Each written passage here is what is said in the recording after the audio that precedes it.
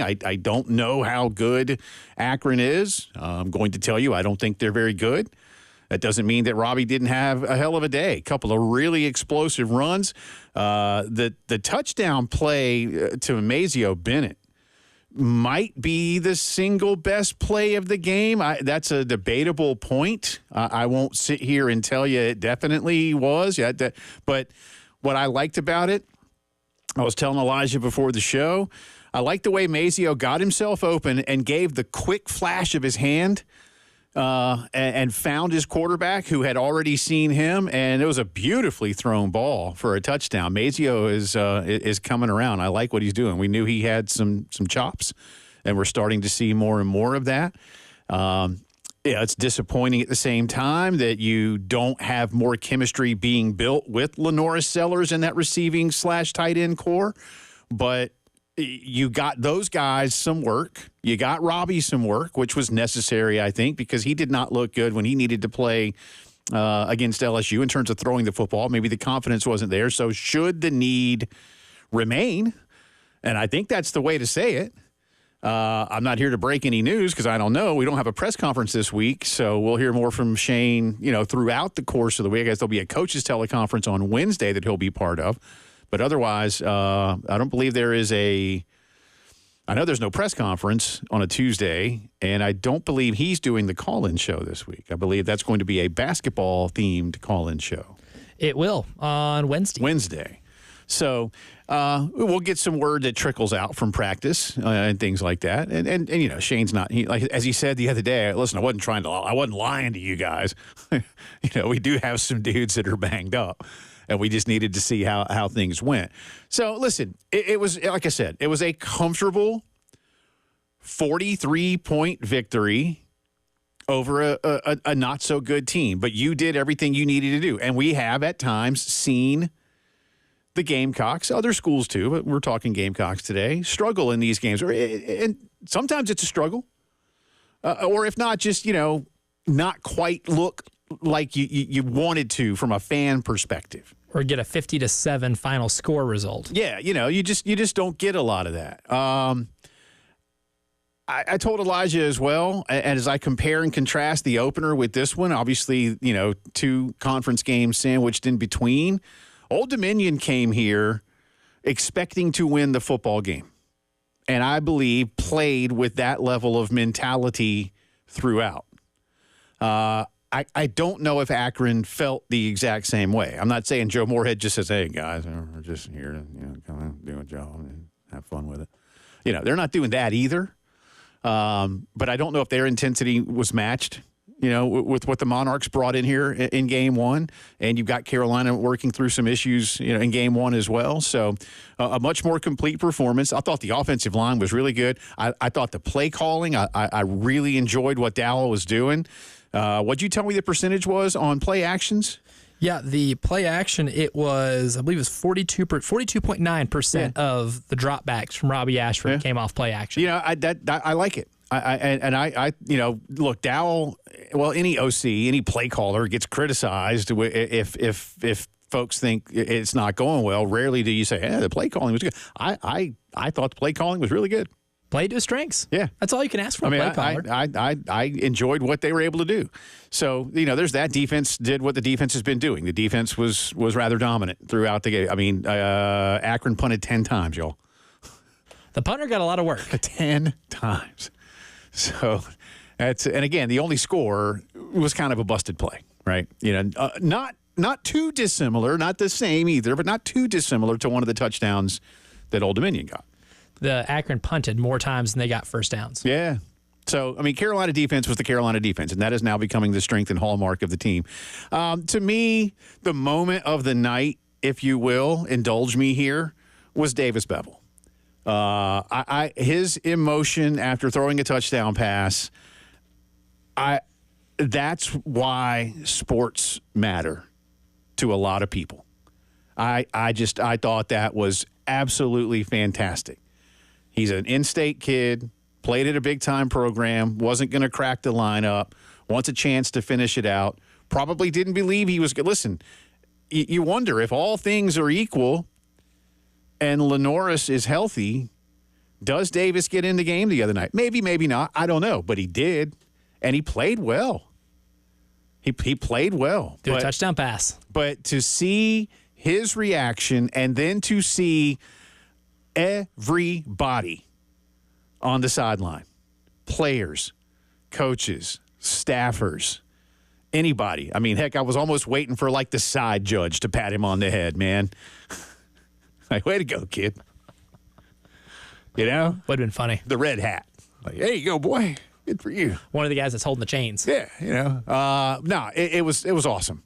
It was awesome. Congratulations. I don't know if we see him again this season. Maybe we do. Maybe we don't. I don't know. But if that was it, that was cool.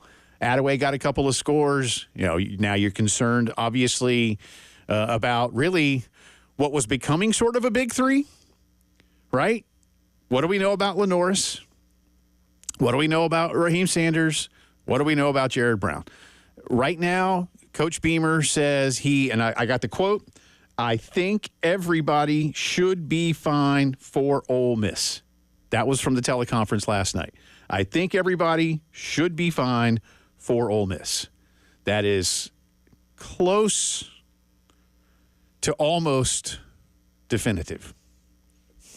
But far away enough. But still not really there. Far away enough to where if some guys aren't available for Ole Miss, you can say, well, they were close. If the quote was, everybody will be fine for Ole Miss, but to have think and should in there as some qualifiers just, keeps the door open. And that's not me. That's not me ragging on Shane in any way, shape, or form. But again, a complete performance. Robbie Ashford, good. Receivers got work. Backs behind Rocket got work. Couple up scored. You had, again, Attaway scored twice. Howell got his late. That was a nice little run, by the way. It was. Defense, solid. Kai Kroger with the two-pointer. I don't know how often that would work again, especially in that crazy formation. Looks like an old swinging gate formation. But that was cool. It was fun. I was like, cool. Hey, there you go. Punter scoring 2-point conversions. Yeah. And you did it on your second score, so you busted that thing out early. Like, what the heck? Let's do it. Why not? Yeah. So, good stuff. And Kai had a good enough day punting. I think he only had to punt 4 times. But again, it's a win over an outmatched MAC opponent, but you did it in runaway fashion. Had you been at full strength, you can likely believe it could have been better for you or worse for them. But now you get a chance to work on you for a week, heal those guys up. Monkel Goodwine's going to be out for a little bit, we were told as well. Other than that, again, I'll read the quote for the third time. I think everybody should be fine for Ole Miss. Yeah.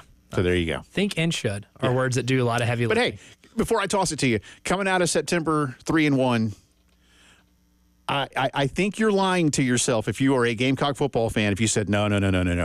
I expected to be 4-0.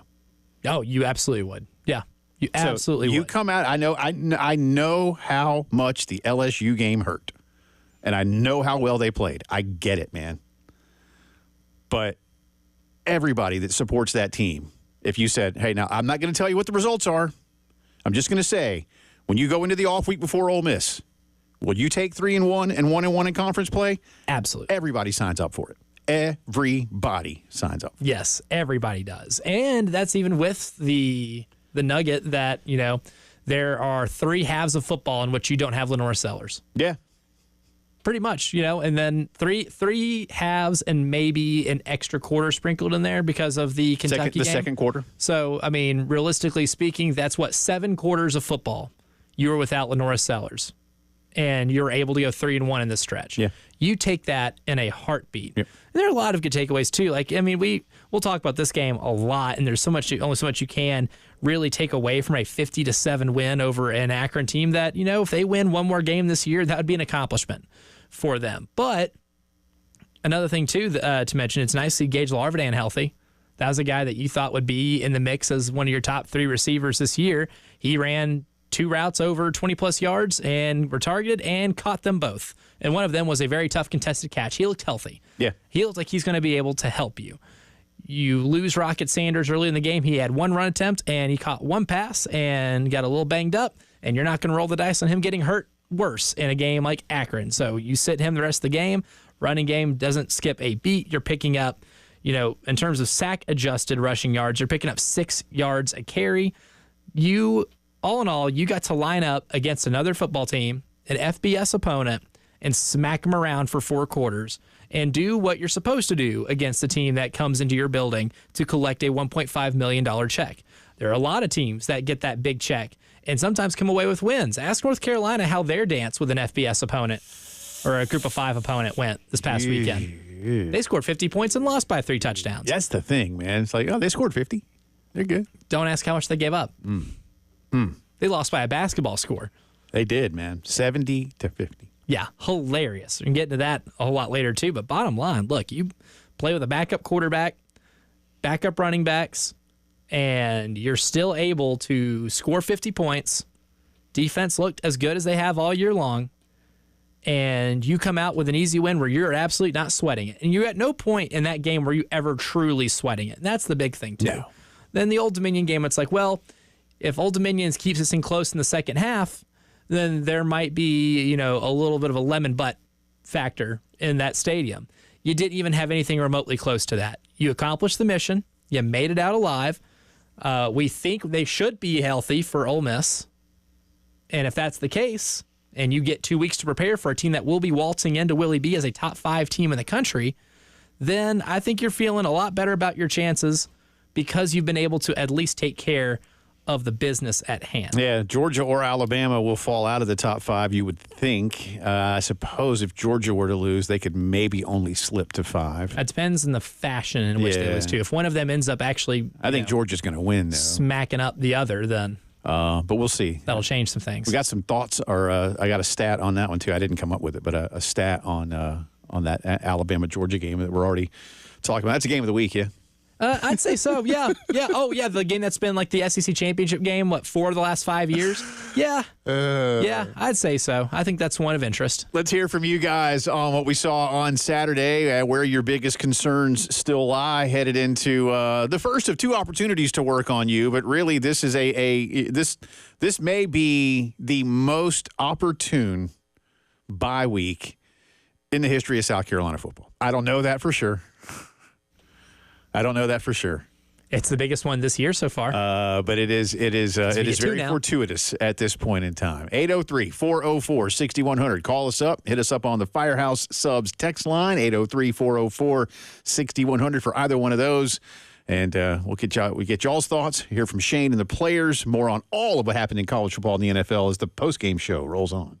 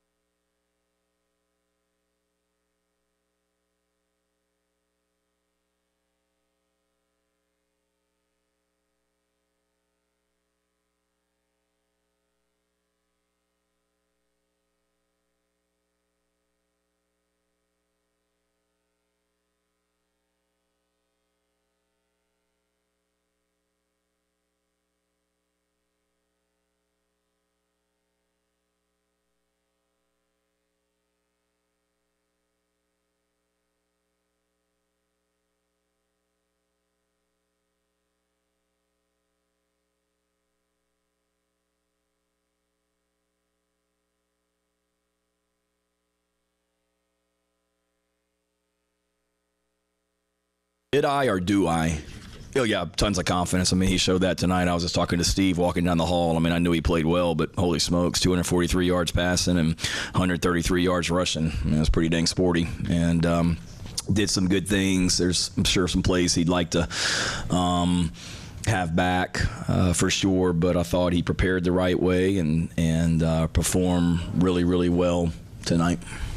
Pretty dang sporty, says the head coach of Robbie Ashford's performance on Saturday night as the Gamecocks beat the Akron Zips 50-7. By the way, should I go ahead and do this now? I know you don't even know what I'm talking about. I don't. But speaking of pretty dang sporty, I'm going to go ahead and do it. Those uniforms kicked ass. Oh, yeah. They were spectacular, They popped. man. And I need more of it. Y'all, I grew up here. I've been going to games since the mid-1970s when that was the look. But they looked so good. I know a lot of you like a garnet or the black or the mix and matches, and I get it. And I know I sound like old dude, and I get it. I do. But, man, those looked better than I thought they were going to look. And I thought they would look good. They looked better. The helmet is... That's the chef's kiss right there. It's just awesome. If you want to wear black every now and then, or you want to wear all garnet, like shirt and pant or whatever, but, man, that looked good. It did. It looked good. I know the only thing, I know some people, because we all need something to complain about in life, because the stars were there more as an accent piece. Again, when back in the day, in the Carlin era, when that was the look, the stars were given for performance. So whatever, depending on your position and whatever, you got a star for this, that, or the other. This now it became more of an accent piece, like I said. But, God, they were strong, man. It popped. They They were popped. strong. It's one thing to see the concept, right? And then to see it out on the field in action is totally different. But it popped, man. Like, in the press box, you can see you notice it a little bit. But when I went back and watched, the TV copy, man, it was cool. They looked borderline phenomenal. distracting. They looked Like, phenomenal on television. Like in replays, you're looking for certain things because there's camera angles, but I could not stop looking. They were excellent. They need to become a staple. Like, you got to wear that a couple times a year. I would say. Listen, there's some certain looks I would ditch. It's like I said. I threw a tweet out. I don't have it in front of me, but I threw a tweet out that that said let me read it, because now I can't remember what I said, because it was a game. Long time ago. Yeah, it was a long time ago, and it was nighttime. You slept since then. What did I say? Okay, no, I just said I have now officially decided that I want the Gamecocks to keep these uniforms. Love the look. But I think earlier in the week I had said I'm not saying when they did the reveal video, I was like, I'm not saying I want them to be permanent, but it's almost like my thought was, but I'm not saying it. I am saying it. Yeah, make it permanent. Yeah, this is me. This is me clamoring for that to be a permanent look. If Shane Beamer came out and said, we have voted as a team, and that's the new uniform, thrilled. Sign me up, bro. Tickled pink. Yeah, that'd be fantastic. They were awesome. And again, if you want to mix up a little, if you want to throw a garnet pant in, that's cool. Maybe the occasional black jersey, that's cool. Something like that. But, man, that was good. You get 7 of these games at home each year. Yeah. And maybe 3 of them would be really cool to have those. Yeah. But I'd love to see them pull it out again. I'd love to see them pull it out again, whether they do or not. And I don't know what – listen, then you get into all the business stuff of how much Under Armour wants you to wear this or that, or does Under Armour even care? I don't know. Like, Under Armour's like, hey, you got all this stuff. We don't care. Hey, if I'm Under Armour, I'm like, hey, look, we're losing clients by the year. You know what? Do what makes you happy. Just as long as you can see our logo. As long as you can see our logo on the jersey. And you don't, and it was prominently like there. Auburn did, right? It was prominently there. It was. So if you're Under Armour, I mean, you should do whatever it takes to appease South Carolina, because you weren't enough for Auburn, and you were losing clients here. Yeah. Our good friend Patrick Davis is listening. Hey, PD, what's up? What up, PD? Thank you. He says they did look good. They did, man. They looked phenomenal. And John hits us and says, "Can't we make those uniforms permanent? Question mark. Keep the stars." I mean, can they? Yes, they can. That's what I'm saying. This is America, right? This is still America. Last I checked. Yeah. So they can. I don't know if they will, but good look. Good look. All right. I had to do that. I wanted. A lot on the text line about the uniforms too. A lot of people are in agreement. Yeah. By a vast majority in agreement that these need to be maintained looks. Well, it's just again, it's just nice. It was good, and that again, the helmet just popped. It just popped. Yeah. It looked so good, man. Let's put more stars on there too. Yeah. Well, again, just take everybody. Maybe start everybody off with the 2 stars on the front. Everybody gets 2 stars. You went through spring and you went through August. There's a star. There's your stars. And then the rest of you, well, now you go do stuff and we'll get you some more stars. Love it. It's not hard, right? They can be a star man on the bench or on the sideline who is just popping them on there, man. Oh, hey, nice tackle. Star. Just like Coach Holtz and Mark May used to do, right? That's right. Helmet stickers at the very end of each. Slapping them on there. College Football Live. Or I can't remember the name of that show. I think it wasn't College Football Live, was it? Or maybe it was. Might have been. I just remember it was like the post-game show. Reese Davis, Mark May, and Reese. Lou Holtz. Sometimes Matt Barry was there, I think, if I'm not mistaken. Towards the end. Yeah. Let's get to one more real quick here. Cut number 20, please. We just heard a cut from Shane talking about the confidence they had in Robbie Ashford, and obviously the statistics bear that out. But, you got to put some guys in key situations at times. I wouldn't say that Saturday was a key situation, but you wanted to go win the football game. But here's Shane on going to the backups. That we've got depth and everybody kind of has each other's back. And there was no panic this week in practice that when it looked like Robbie was going to be the starter and whatnot. So I feel like at every single position, at every single position we have more depth than we've had, and we've recruited well, and we've brought the right guys in from the transfer portal, and we've got a good football team where if we lose someone at a position, it's not a huge drop off, so to speak. We've got confidence in a lot of those guys, and it was great to be able to get a lot of guys experience tonight as well, so they'll be better going forward as well.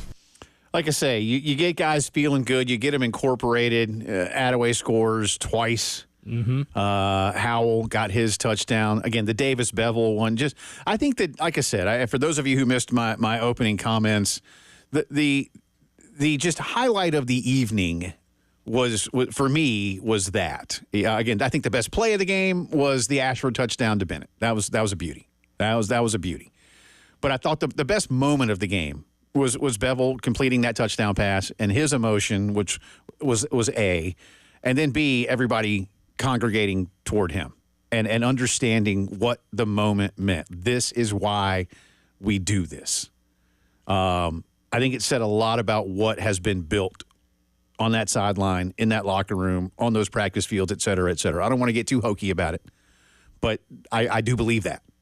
I do genuinely believe that. Like that's what you build from within is that. Because, I mean, sometimes guys can be like, way to go, dude. You just threw a touchdown. And some guys might not care. Like, great. All right. Yeah. What is the score now? And just move on about their business. Everybody sought him out. Every single person.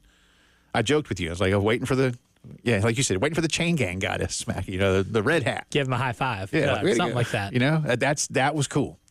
That was cool. All right, hit us up on the text line again. Whether it's uniform thoughts, whether it's game thoughts, we got a lot more college football to get to. And I've got some good news for one of us. That's me or Elijah. Ooh. Yeah. Well, we'll touch on that and a whole lot more. 803-404-6100. It's the Reaction Monday postgame show. I hope it's me.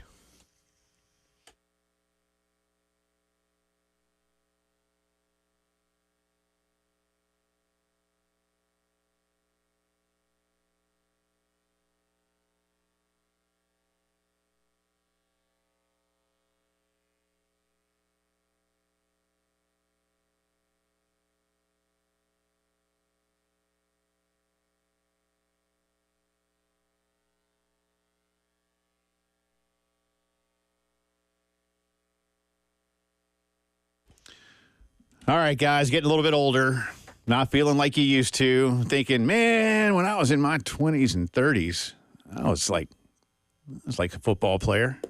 I was invincible, and now maybe you're a little bit older, and you're like, I still feel that way in my head, but not everywhere else. Well, don't wait for it to change or go away. Get back to feeling the way you want to when you see Dr. Dan Balknight and his team at the men's clinic. You'll get a one-on-one consultation. It gets to the root of what's going on. There can be a lot of factors these days, including age, but there's more.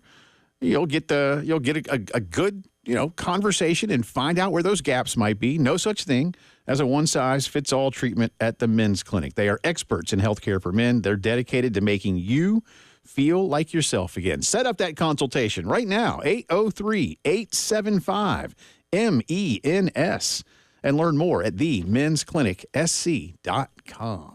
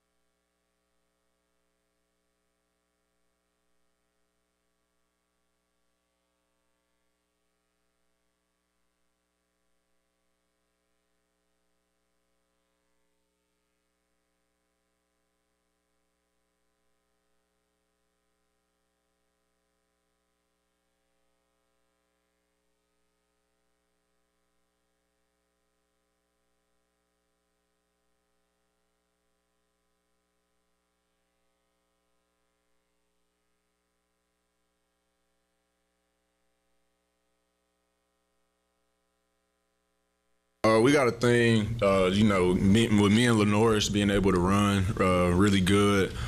We got a thing where it's 3 2, 3 hitches, and just depending on what the route concept is, you got to listen to your feet. And when your feet are just pat, pat, pat, pat, hey, it's time to go or throw it away. And, I mean, you see me and Lenoris, we got the ability to break it. So with us, we use that to our advantage. And, I mean, kind of today, it was just sometimes I felt, hey, pat, pat, pat, pat, go. Like, it's time to go. You're just not there. Stop trying to hope it's there. Like, go, get positive yardage, get down, play the next play. So that's really just what it came down to. So Robbie Ashford in postgame on when to take off, you know, when the play allows for it, and certainly had a big night on the ground in addition to through the air. Welcome back in. Jay and Elijah with you. Robbie, 16 carries for 133 yards, averaging 8.3 per. Had the long touchdown run and had another one of over 30 yards as well. So he had he did. Yeah, the touchdown was big, and then another long one in between. He was also 15 of 21 through the air, 243 yards, 2 scores, a QBR of over 94. He was very efficient, very effective. I fully, as I have mentioned this hour a couple of times, fully understand the level of opponent, but it doesn't mean you go out there and just kind of, not tank it, but, just whatever. I mean, you go out there and you perform, and they looked – yeah, we've seen Carolina and other schools too, but again, since we're being specific, I've seen Carolina play down. I mean, you were a 21-point favorite against Old Dominion. Take being a favorite as you will, and a betting line as you will. Again, it's a number that I've said a gajillion times in my career that's meant to separate you from your money. But nevertheless, it's some barometer, as Steve Spurrier would always say, of what level of expectation is there. Yeah, and if you look at Robbie's numbers too, I mean, take into the fact that in college football you lose rushing yardage with sacks. Yep. Take the sack yardage off, and those 2 rushing attempts, which were the 2 sacks, then he ran the ball 14 times for 145 yards. When you're picking up 10 yards a carry, 10 a pop. I think you're doing pretty good. He can be a weapon, and that's something we've always known. Pretty good. Yeah, we've always known he's a weapon with his legs, but it's really cool just from a fan perspective to be able to watch him run around like that and look like Mike Vick for 2.5 quarters. Like, that's a lot of fun. And then he was able to step back and make some throws. I mean, he did the throw to Gage Larvidan was Gage, jumping up and making a play, the one that he threw it across his body, across the field as he got drilled. He got hit as he threw it, but ball still got there. Gage made a great play, and there's a lot to like about watching Robbie. Now, whether or not he's putting that up against SEC opponents when the defenses are much better and they're a lot bigger.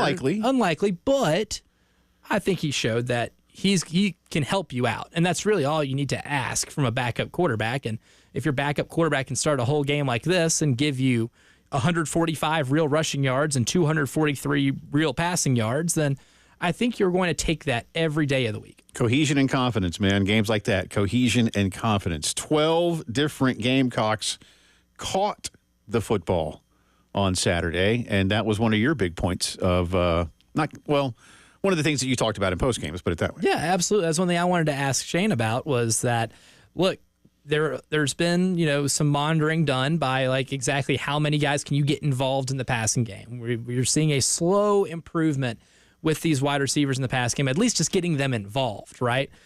We've been asking a lot about where's Nick Harbor. Nick Harbor, still got 3 targets, but looking to see exactly who some of the guys in this team can step up and be a deep threat. Gage Larvidan had 2 targets over 20 yards in the air, caught them both. Mazio Bennett had 2 targets to him where the ball traveled more than 20 yards in the air. He caught them both. Oh, yeah, one of them was a touchdown in which he absolutely broke off the safety that we've alluded to throughout this first hour of the show. But one thing I wanted to ask Shane was, when you look, like, we're going to talk a lot about this offense with Robbie at quarterback, right? But what about the receivers did we learn in this game, and especially with someone like Gage Larvidan, who's been nicked up for the first 3 weeks of the season? He finally gets to come in, get some actual targets, and shows you something. What did we learn about this wide receiver group as a whole on Saturday night? And here's was Shane's response. Yeah, I think those guys just continue to work. We started Gage tonight. Just so, there's great competition in that receiver room, and that's what I've been talking to you guys about since August, and it's really true. We felt like Gage had a better week of practice, so we started him tonight, and he hasn't been 100% healthy, and that's part of the thing holding him back. But all those guys they just work, and Nick did some nice things tonight, and all those guys, but we're still a work in progress at that receiver position. There's a lot to clean up there, like at every position, but we've got guys that can continue to make one-on-one plays and make competitive catches, and it was nice to see them. I think they continue to grow in confidence and just continue to get better. Again, you got a chance to get some guys in. And that's a big deal. I don't think I think we had 9, was that right? 9 pass catchers against Old Dominion, but then only 4 against Kentucky. And forgive me, I forget how many last week against LSU. Not 9. Yeah. And so you get a lot more guys in. You did get, you can clearly tell too, they're doing their best to get Nick Harbor more involved. I know a lot of fans really want to see that. I know everybody involved wants to see that. Mazio had the most. Everybody, again, 12 guys caught passes. Mazio had 5. Larvin, Eric Rice, Nick Harbor, the only others with multiple catches. So everybody else had just the one. So while you did have a lot of guys get some opportunity, only 4 total guys with multiple receptions. And again, I think we're seeing. I'm not saying we're seeing and look, Brown wasn't, obviously, he didn't play. So, he will get his too if he was out there the other night. But you are seeing Bennett, I believe, I'm not going to say as the number one. That's not what I'm here to say. But you are seeing him emerge as a quality target. At least your most reliable target. Yeah. I mean, look at the circumstances in which you've gone to Mazio this year. In the Kentucky game, it was in the red zone. One was on a 3rd and long to convert that set up another touchdown, and that's been your biggest win of the season so far, was that road win. And on Saturday night, he makes an incredible move off the top of his route to get an Akron safety to move just slightly enough to where he can break in and have a window for Robbie to reach him in. Like, Mazio's proven himself to be a really good route runner. He's proven himself to be a willing blocker and a guy whose effort has gotten him into the rotation, and it's his effort and his skill and his talent that has now gotten him to the point where I think if South Carolina has the ball right now, let's fast forward to October 5th. It's 3rd and 10. You're down 7. There's 2.5 minutes left. You're on the 50, or 4th and 10 even. Let's say 4th and 10. You're on the 50. You need to look for a receiver in a spot, and you're rolling Lenoris or Robbie, whoever's playing, right or left, and you need to find somebody in the gap of a zone. I think I trust Mazio Bennett the most to be able to find a soft spot and to be the most open guy on the field. That's just how he's played this year. And I think Saturday night was just another example as to how far along he's come in just his freshman year to turn himself into a guy that might have been on the outside looking in when we were talking about this team in the spring to be in the receiver rotation, because he's in that room with a bunch of older guys, and to the point now where he might be the most reliable target you have on this team.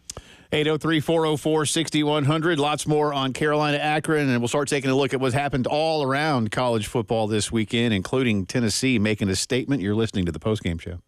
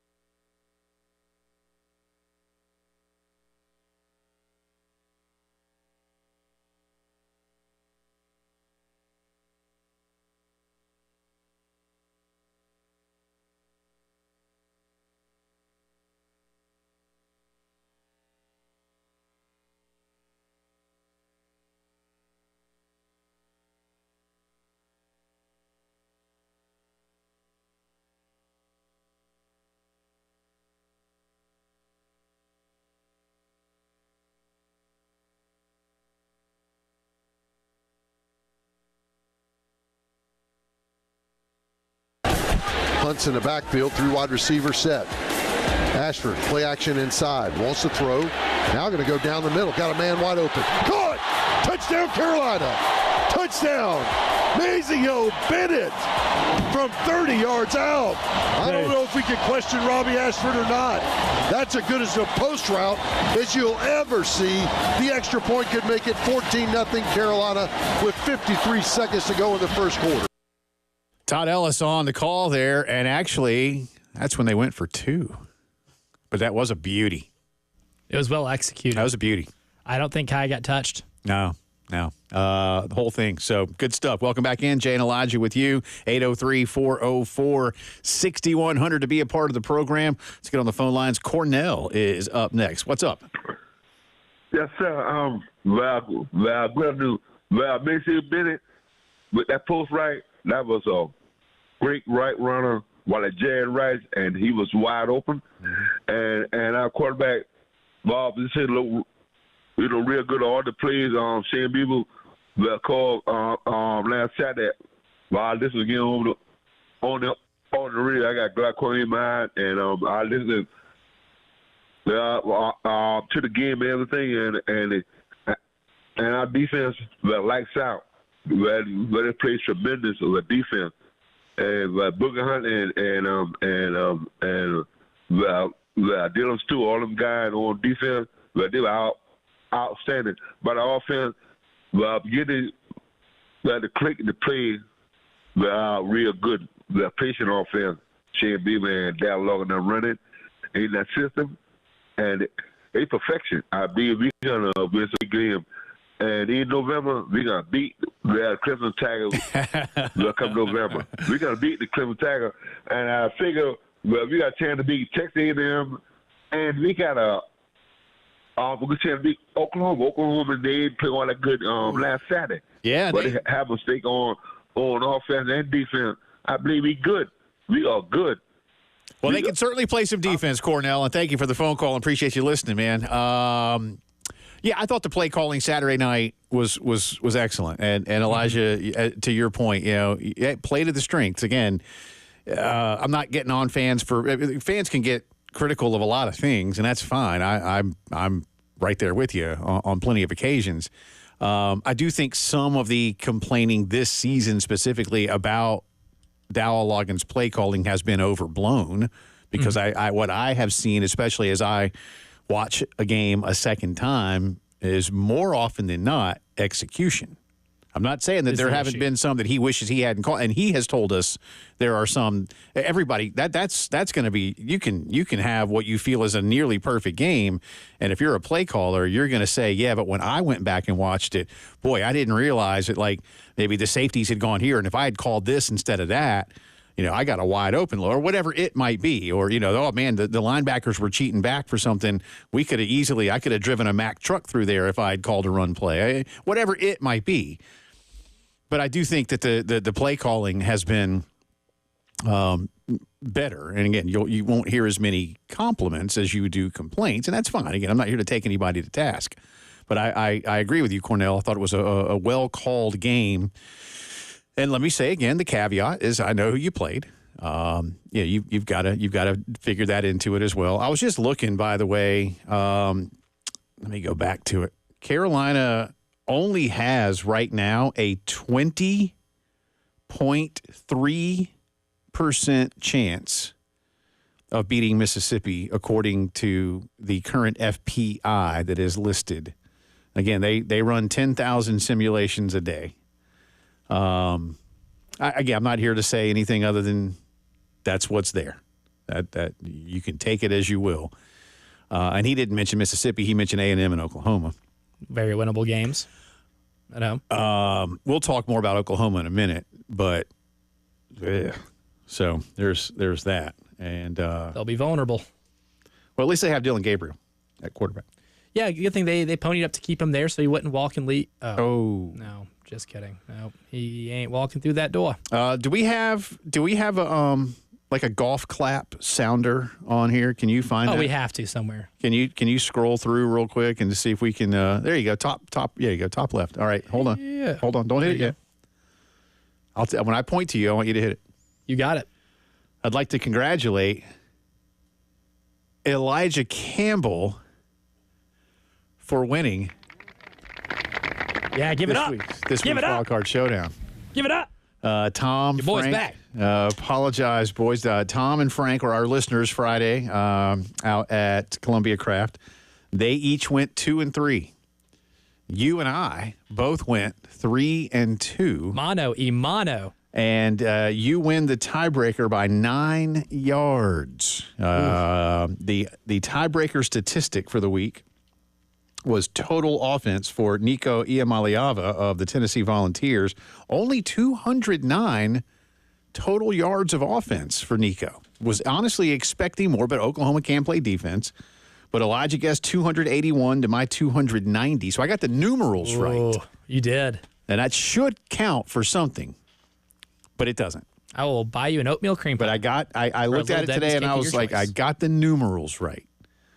All right. So if I were a numerologist, that would have been really strong.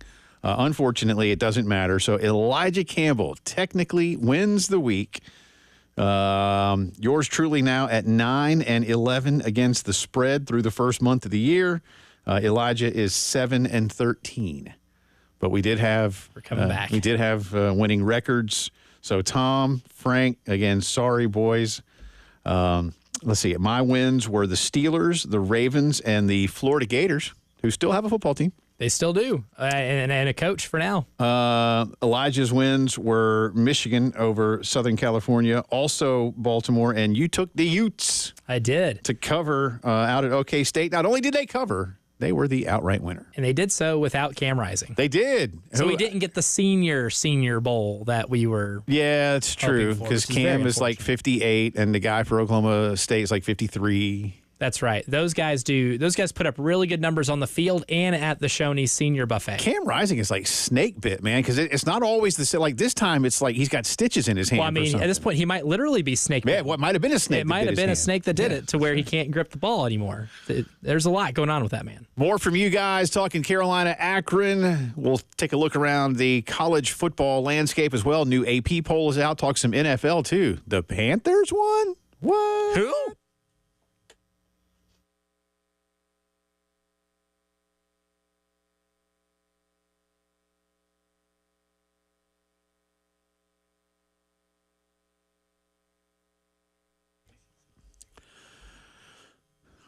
Business owners, especially you small and medium business owners that need to really position yourselves out in the community. Make sure that you are seen when you're out there, whatever it might be, whether it's your employees out in public, whether it's advertising at your location or through the mail or the internet, whatever it might be.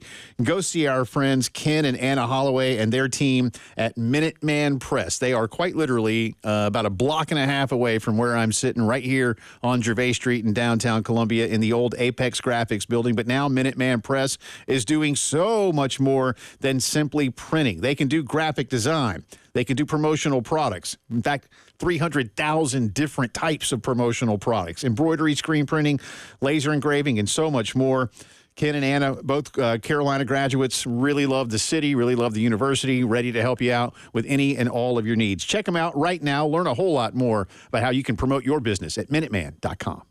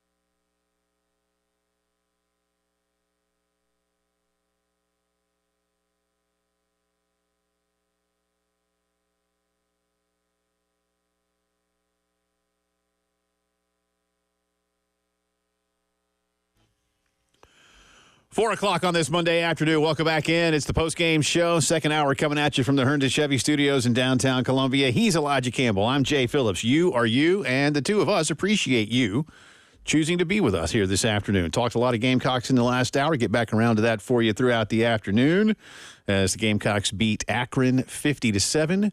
And we mentioned the performances of Robbie Ashford, Mazio Bennett. I am just a huge fan of those uniforms.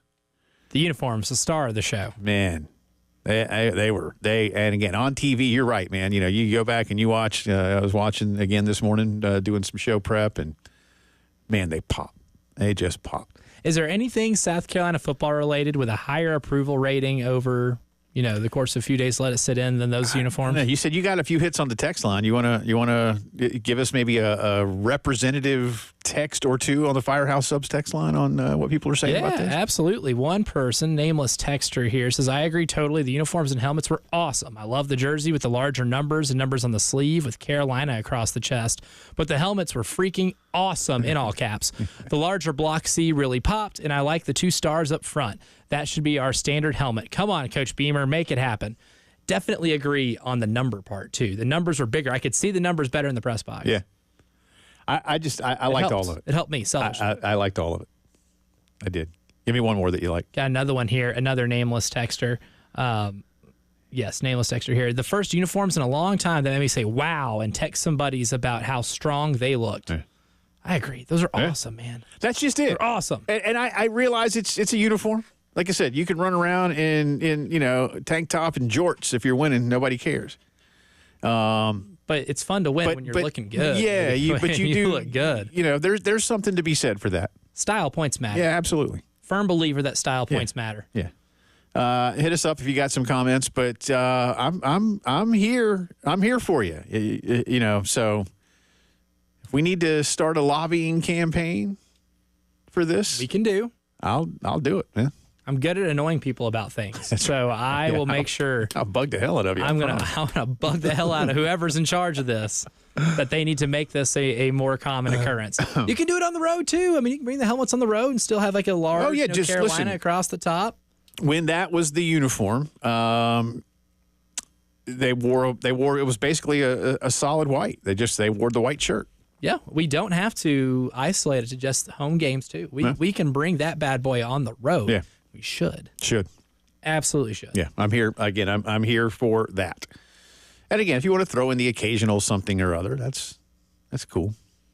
But I like this as the standard. But and again, the stars for the throwback were there as accents. Just to remind everybody, when those were the official helmets, the stars were performance-based, so not everybody had them. But Elijah and I have already come up with a plan for that. Yes. That if they want to keep the 2 stars up front by the helmet logo, that's cool. That'll be a star for going through spring ball and a star for going through August camp, which is probably just hell on earth because it's 1,000 degrees. Yes. So everybody gets 2. So it's not like everybody gets a trophy. You've accomplished.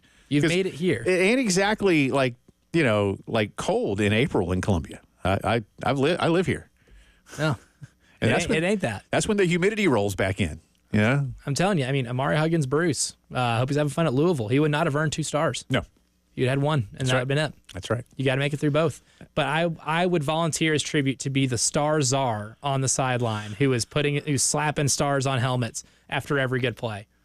I would happily take it. I'm just putting this out here for the record that I would thoroughly enjoy being the South Carolina star czar. Star czar. That does sound like a Pokemon, doesn't it? Might be. I don't know. I haven't played Pokemon, so you tell me.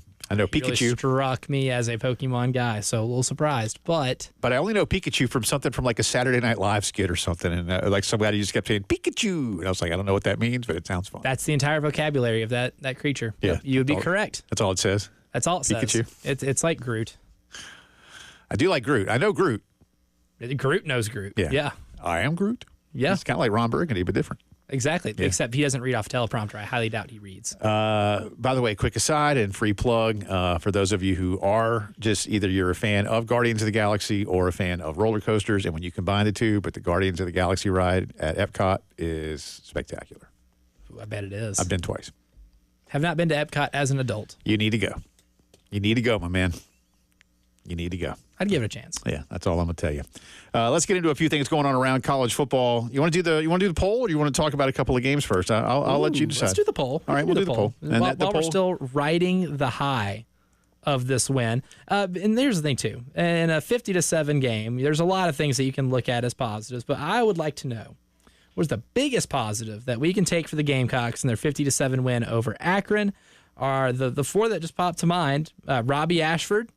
The wide receiver room improvement, defense still being dominant, and the running back room showing some depth after Rocket Sanders went down. Oh, boy.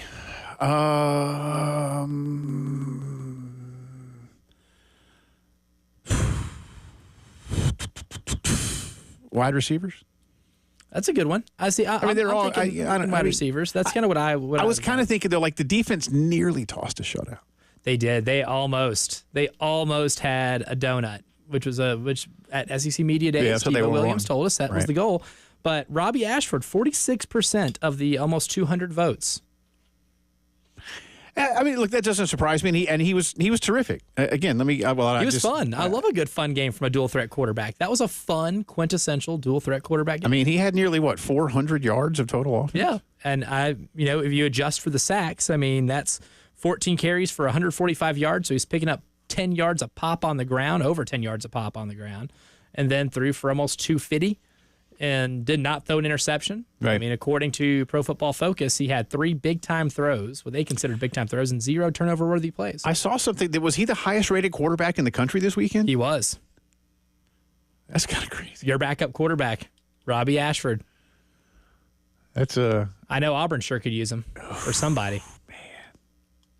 I'd love to throw some salt in that one. I'll just. I know we'll talk more about that. Well, I'll about say those you games can't later. really see it because of my chicken scratch, and I'm showing you through a window. And those of you who are watching on YouTube can see me holding this up. But I rarely write like my own emoji on my rundown. Oh, but I wrote a frowny face next. I said, "Oh, Auburn," and I wrote a frowny face. Auburn went full Auburn. They were terrible. Hey, they hired Hugh Freeze, though. It's really cool. They were terrible. It's great because Arkansas is good. Arkansas's all right. They get the Nick Saban treatment from me because I went back and watched. That was the game I went back and watched this morning, right? Because you can't watch every game in a day, and not without with 100% attention. So this morning I put 100% of my attention for Auburn, Arkansas, and the last maybe 7-8 minutes of that second quarter put offensive football back, pre-forward pass. I was just say, I think 40 years, and that's probably years. a nice way of putting it. The way I put it on Twitter was a little more, I guess, harsh, where I said it was an offensive football poop fest, because that's exactly what it was. I think the teams combined for 6 interceptions in the game. That's not even counting the fumbles. Yeah. Most of those came in like the last 7 or 8 minutes of the second quarter. Yeah. It was egregious. My brother in Christ, that's some of the worst quarterbacking I have seen at the SEC level in a long, long time. This would be the most generous Christmas anybody had if Taylor Green and Hank Brown and Peyton Thorne were hosting, any type of Christmas party, because they were giving gifts to everybody. It was remarkable. Yeah. It was a sight to behold. And if you are interested in some dysfunctional offensive football, buddy, that was the magnum opus this conference has to offer you. That last 8.5 minutes of the first half was nothing short of a Picasso painting. It was remarkable. If you're a football masochist, I guess. Yeah, if you're a freak, I didn't mean to cut my mic off there, but if you're a freak and you're into that sort of thing, which different strokes for different folks, I get it, but that was something you don't get every game. Let's talk Tennessee, Oklahoma here for a second. I'm not surprised Tennessee won the football game, and if those of you who were listening last week, I said of all the potential types of outcome, I felt that Tennessee covering the spread, which I think closed at 6.5, was the most likely, and they ended up covering by 10. I just didn't know that Oklahoma. Now listen, one of the things that was interesting about this game, we talked about it on Friday, is taking into account only the first 3 games that each of those 2 schools had played. Tennessee's schedule strength was number 102. Cheeks. And Oklahoma's was number 107. Cheeks. But Tennessee had won their games, seriously, by almost 100 points combined, or whatever it was, maybe more. Yeah, No, 200 points. What was it? It was something crazy. They scored 69, 51, and 71. So those were the three offensive outputs. Yeah. So, but Oklahoma had not. Let's put it that way. So I knew Tennessee had a good defense, but two of the teams they played are just dreadful. And maybe all three, because NC State ain't very good either. Also dreadful. Yeah. I mean, at least they scored 35 on Clemson, but what did Clemson score? 45 by halftime? Yeah, 45 before NC State could actually score anything. Man, that's brutal. Things are not so chill in Raleigh. But Oklahoma, again, we were joking earlier, allowed Dylan Gabriel to leave for Oregon because they thought Jackson Arnold was the guy, and he was bad. Now, Tennessee's defense is awesome. Again, Tennessee may literally have the best defender in the country in Pierce. But Tennessee was just they were everywhere all night. Harassing. And it's a real problem now, which is, again, why I come back around to separating my look at Oklahoma into two things. The Oklahoma football program will ultimately be fine and is more than prepared for life in the Southeastern Conference. They have resources. I'll just say that. They have resources. You can sub-label that however you see fit, but all of y'all know that. But this team is not very good. Yeah. Not in an Oklahoma standard kind of way, where, again, 10 wins is the minimum expectation. And they should always, in their minds, be in conference and not national title contention. And that team did not look that part at all. Tennessee did. Yeah, Tennessee. And that was in Norman. Yeah. And in Oklahoma's first SEC game, where College Game Day's there, and it is a raucous environment. And for Oklahoma, it really stinks that your quarterback was bad and your offensive line is pieced together and your wide receiving room they're all on cots right now because they're all hurt. Or a lot of them hurt. Their top two receivers were hurt and missed the game.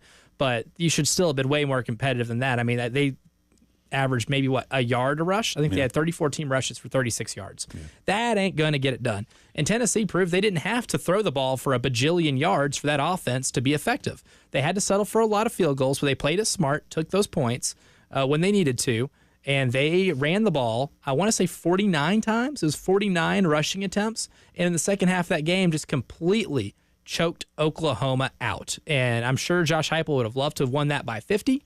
But going in there and winning a game where your passing game wasn't its absolute best, but still winning by double digits. I mean, it was 25-9 in the last 2 minutes of the game. Oklahoma scored as a garbage time touchdown. Right. So, the spirit of that game was 25-9, and I think that's pretty fair. That's fair. And to do that on the road, to not surrender an offensive touchdown until your 16th quarter of football this year, I think they might have proved something. Yeah. I was not expecting them to be. No, they're setting themselves up. Now comes the hard part. But they've certainly set themselves up. A lot more college football to discuss, if you will. And I may mention this again, but for those of you, especially who, like me, grew up in Columbia, and you're of a certain age when you remember the great Joe Penner as Mr. Knows It, in addition to the guy who gave us the weather every night. We lost Joe yesterday at the age of 89. I mentioned on Twitter earlier this morning, right after college, I had the pleasure and opportunity of working in the WIS newsroom right down the street when I was working for WIS News Radio. And I got to work with all of those amazingly talented people: Ed Carter, Susan Audet, Joe Daggett, David Stanton, Jim Gandy, Rick Henry. And Joe Penner taught me so many things.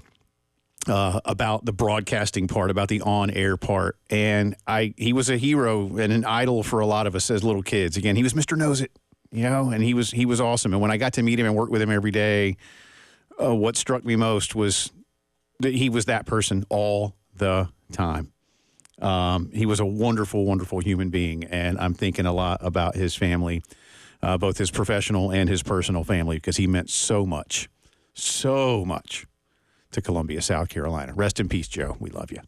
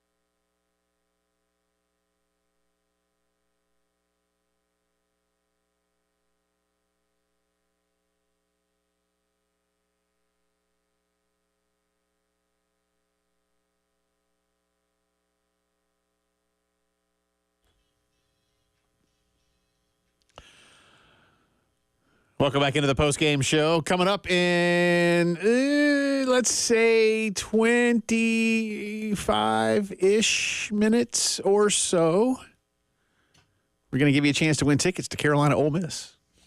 That's going to be a pretty big game. Which is now a 3:30 kick, if you have not heard. We've mentioned that a couple times. Yeah, because I've talked about it before. This year feels a little bit, just a little bit, okay, like the hype that was around Ole Miss in 2009 when the Thursday night sandstorm thing kind of turned that into... When a rave broke out at Williams-Brice Stadium, as the telecast so eloquently put. That was a fun night. And I'm not trying to equate the two directly, but back then, I think Ole Miss was a top 5 team. I think they were number 4 in the country or something. That Jevin night. Sneed quarterback Ole Miss team. Cover of Dexter McCluster. Cover of SI and all that. Yeah. And I think they ended up losing 3 or 4 games that year. But they lost here. They underachieved. Eric Norwood had a night. So it would have been fun if maybe you could have tried to recreate some of that same vibe, mystique, whatever you're looking for. But you know what? With the way Carolina fans brought it against LSU at noon, that at least by the fourth quarter, it'll be kind of dusk-ish. So you might have some night game energy. Carolina's just fall down and get hurt a lot. Oh, my leg. Hey, be like Tennessee. Have the designated get-down guy. Just really drag it out.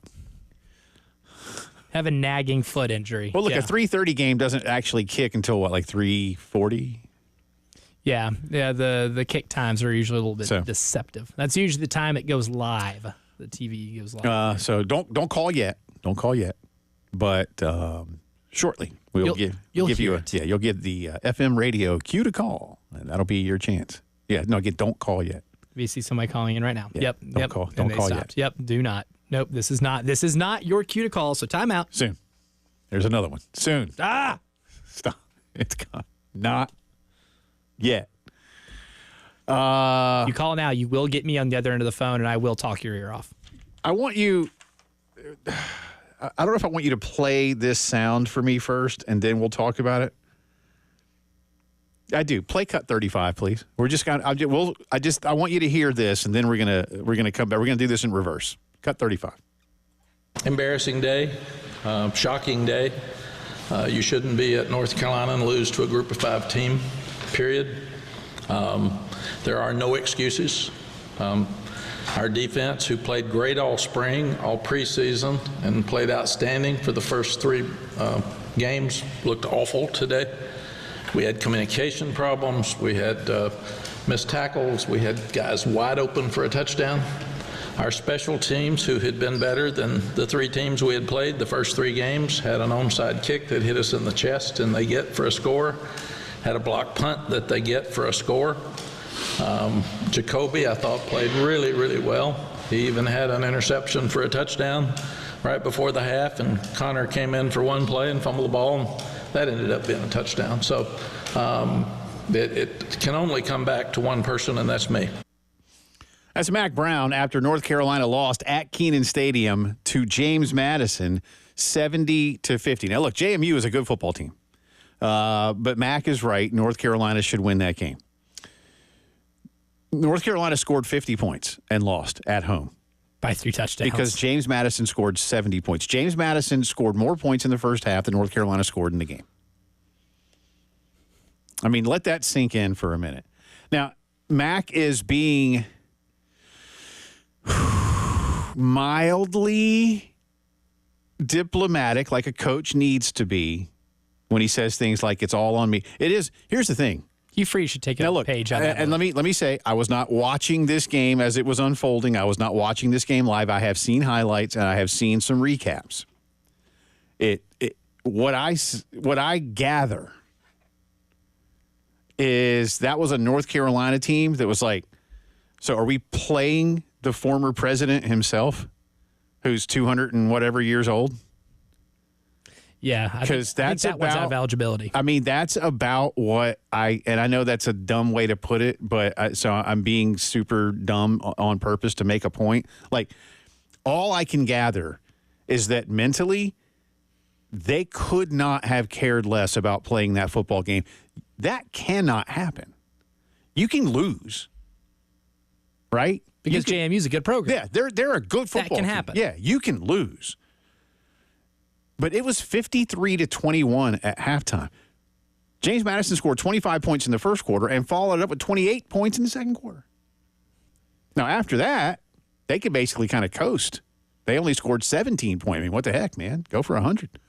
But they only scored 17 points in the second half. But by then, it didn't matter. North Carolina scored 17 in the third, 12 in the fourth. You lost by 20 at home to James Madison. I don't know if I'll go full on Mac there and say at North Carolina you should never lose to a group of 5 team. I get his point though. Yeah, I mean, here's the embarrassing thing if you're North Carolina, outside of the obvious, which is giving up 70 to James Madison, scoring 50 points, and still finding a way to lose by 3 touchdowns. But here's how that happens. North Carolina had 5 more first downs than James Madison. They outgained James Madison by 5 yards. Still embarrassing to give up 611 yards to any Sun Belt school, right? But you put up 616 yards of total offense. You did your fair share of the offense. They turned the ball over 5 times. Yeah. JMU took advantage of all 5 of those turnovers and made it hurt. So that's the big thing, too. In any normal game, you put up 616 yards total offense, and you just maybe turn the ball over once, you probably win that game. Mm-hmm. But you also give up 611 yards of total offense to JMU. JMU ran for 220 on the game and had, 2 players go for over 5 yards a pop with over, 10 carries. They just gashed you on the ground the entire game and threw it at will, did whatever they wanted. But to lose a game after gaining 616 yards of total offense because he turned the ball over 5 times and handed James Madison the ball in advantageous situations, that's the thing that's really unacceptable. That's the thing that it doesn't matter if James Madison, the president, was playing, or instead of Bob Chesney coaching JMU, it was Kenny Chesney. It wouldn't have mattered, right? Kenny knows ball. Yeah, Kenny knows some ball. I mean, he's not playing a lot of ball, but he knows some ball. Right. Doesn't strike me as a football player, but he probably could play call well enough to score 70 points if you're giving him the ball in advantageous situations and you're just not finishing drives. I mean, that's embarrassing. It would have been embarrassing to lose in general because you're North Carolina. You're a Power 4 school. That shouldn't happen. It happens sometimes, but for it to happen in that embarrassing of a manner just really pours fuel on the fire. And it makes you wonder if North Carolina is ever going to care about the right things, because this is the same Mac Brown, Jay Phillips, mind you, that we did a show 2 months or so ago. We played a clip of him talking about they were maybe a little too worried about the quarterbacks they had getting the Heisman. Yep. And he kind of told on himself a little bit. Yep. Makes you wonder if the things and the priorities in that building are where they should be if you want to be a serious football program. Well, apparently in postgame to his players, not in postgame in front of reporters, Mac said if the guys didn't think they were being led properly, he would resign. And he now says it was a misinterpretation within the locker room. And he added today, quote, "I shouldn't have put that pressure on them, so I'm disappointed in me. I love my job. I love these kids. I love this place. That's why I hate losing so much." But it was embarrassing. Look, you can probably find a way to flush this one at some point in the not-too-distant future. They've got Duke next in Durham. Not that it's Cameron Indoor, very nice. Very excited about that. Not that far to excited drive. to see Cooper Flagg. Yeah, and let me go look for you real quick. North Carolina is currently a 2.5-point dog in that one. Interesting. Very interesting. Yeah. Duke did just take it to my poor Blue Raiders on national TV this past. This will be Duke's conference opener. Duke is 4-0, man. They are. Duke's a football school. That's right. Manny Diaz turning him into a football school. All right. Move over, John Shire. We'll see what happens. But good luck to Mac. But that was a bad look. More on the Gamecocks coming up. You're listening to the Postgame Show.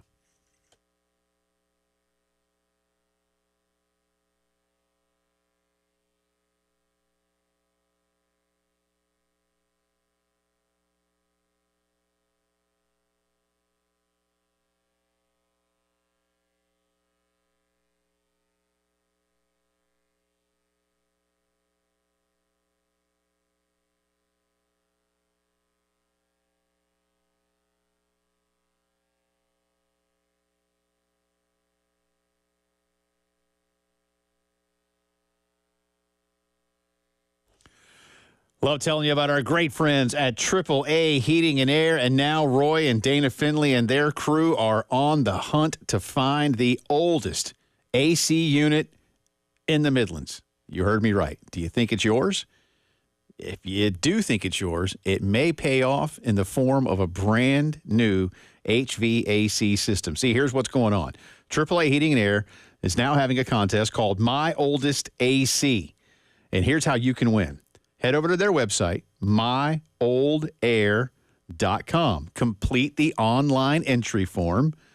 And for every 100 entries, there's going to be someone that wins a brand new HVAC system from AAA Heating and Air. It's a limited time contest. Only residents in AAA's service area are eligible. All the terms and rules on the website. But this could be you. What a great time to get it done, too. Go to myoldair.com. Good luck from AAA.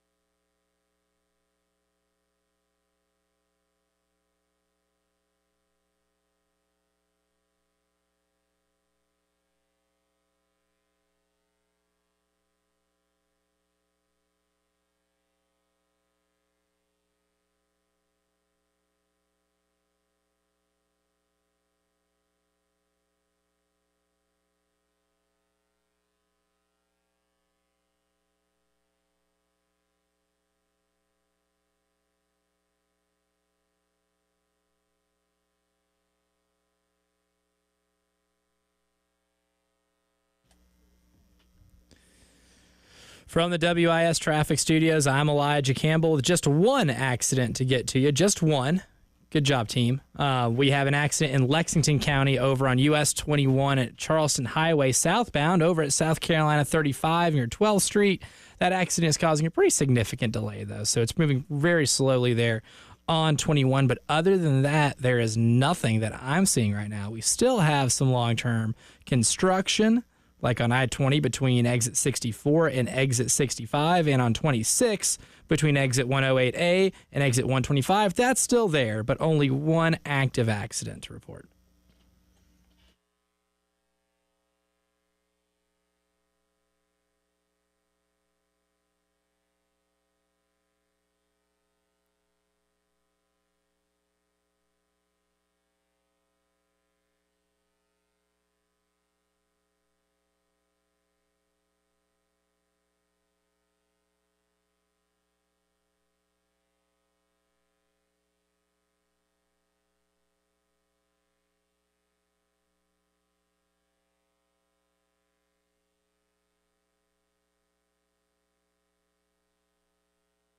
Bevel working off the right hash mark, going towards that south end zone. It's a fake to Howell, and out in the flats, caught.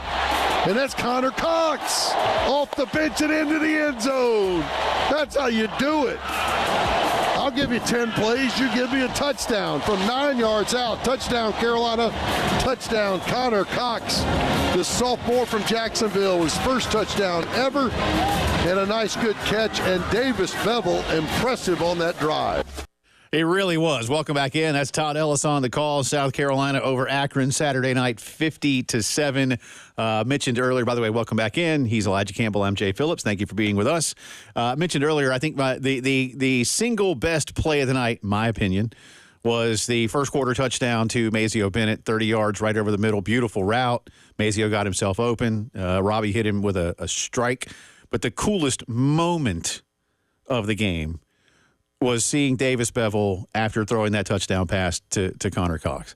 To see his individual emotion come out the way it did and to see the team react to him the way they did, I thought was such a bigger moment. I know, Elijah, I've said it a couple times for those that have just tuned in, though. I do think it's a testament to what Shane is building in terms of how they felt about Davis, how they are happy for him. A lot of times in life, and I don't want to say that people are overly cynical, but there might be a lot of guys on teams, not that they don't like a dude, right? It's just like, whatever. Sometimes they just don't. Yeah, all right, cool, you got a garbage time touchdown, yay. Or they're indifferent. Yeah, like, where's my girlfriend? What time are we going out? We're up by 40, cool. But that is not at all what happened after that touchdown. I mean, everybody on the team, every player, that felt like every coach, every staffer, anybody that was just down there was hugging that kid, patting him on the back, patting him on the helmet. And you could tell, it meant so much to him. I just, again, I could say I don't want to go too far with it or make it too emotional or all sappy. That's not really my goal here. But part of what we do is that we're here for the story. And these are the stories at times. But the story isn't just about the individual or, again, for Connor Cox, his first score as a Gamecock. But what Davis has been through as an in-state kid and a transfer and earning a scholarship and all those cool things, and to get a chance. Again, if Lenoris is playing and healthy, is Davis in the game? Maybe, maybe not. I don't know. I don't know. But he was this weekend.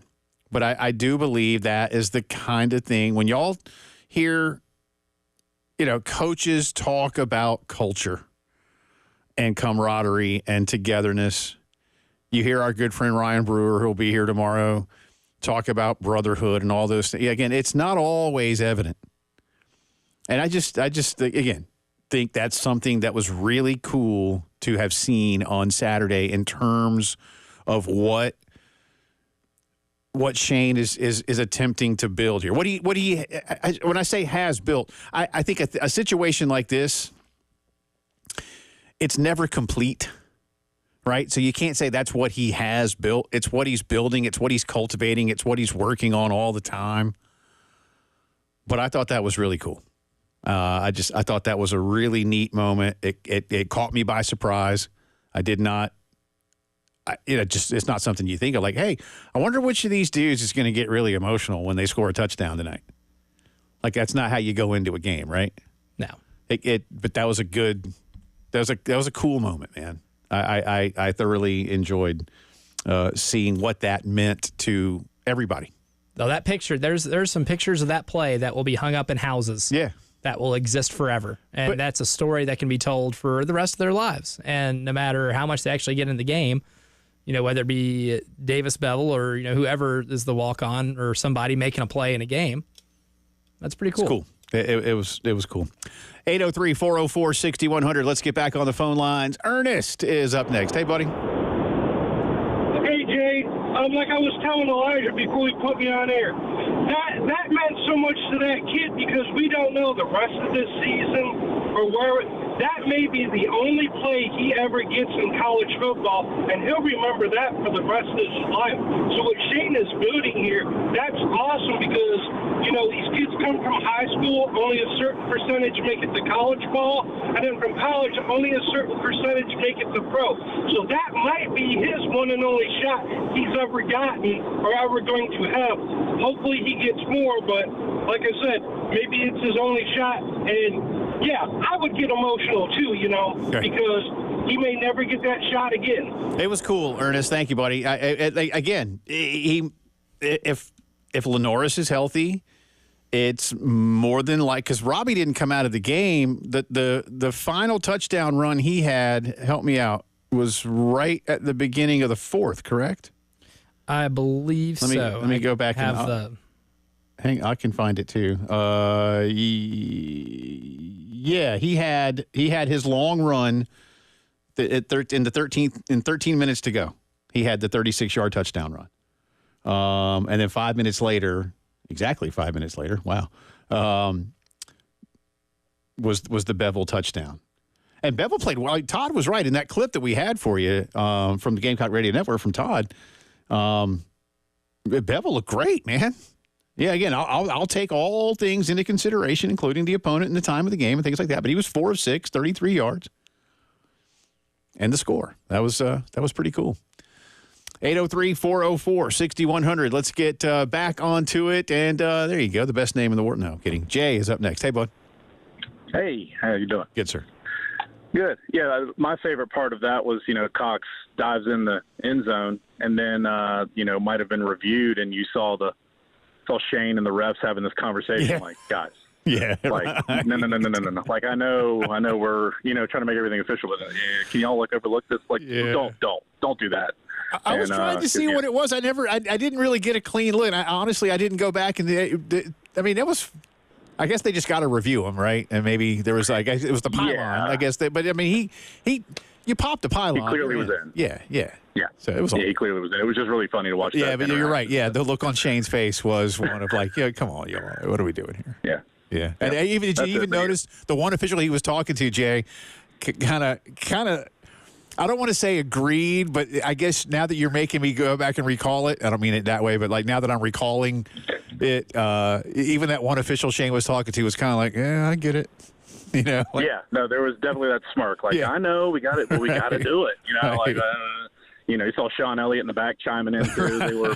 They were all of them were just talking about this, like, guys, like, come on, man. So, listen, I'm glad it upheld. Everything looked great. If Sean didn't get his way, that's a whole other ball game. Things get a little scary. Yeah, we don't need that point. We don't need that. No. Thank you, Jay. Appreciate it, man. Yeah, no, I wasn't even thinking about that part of it with the pylon cam. But that ref did. Now that I'm thinking about it, he did look at Shane like, I get it, man. He's like, hey, I'm like you. I'm just sitting here. I don't know. I'm just here.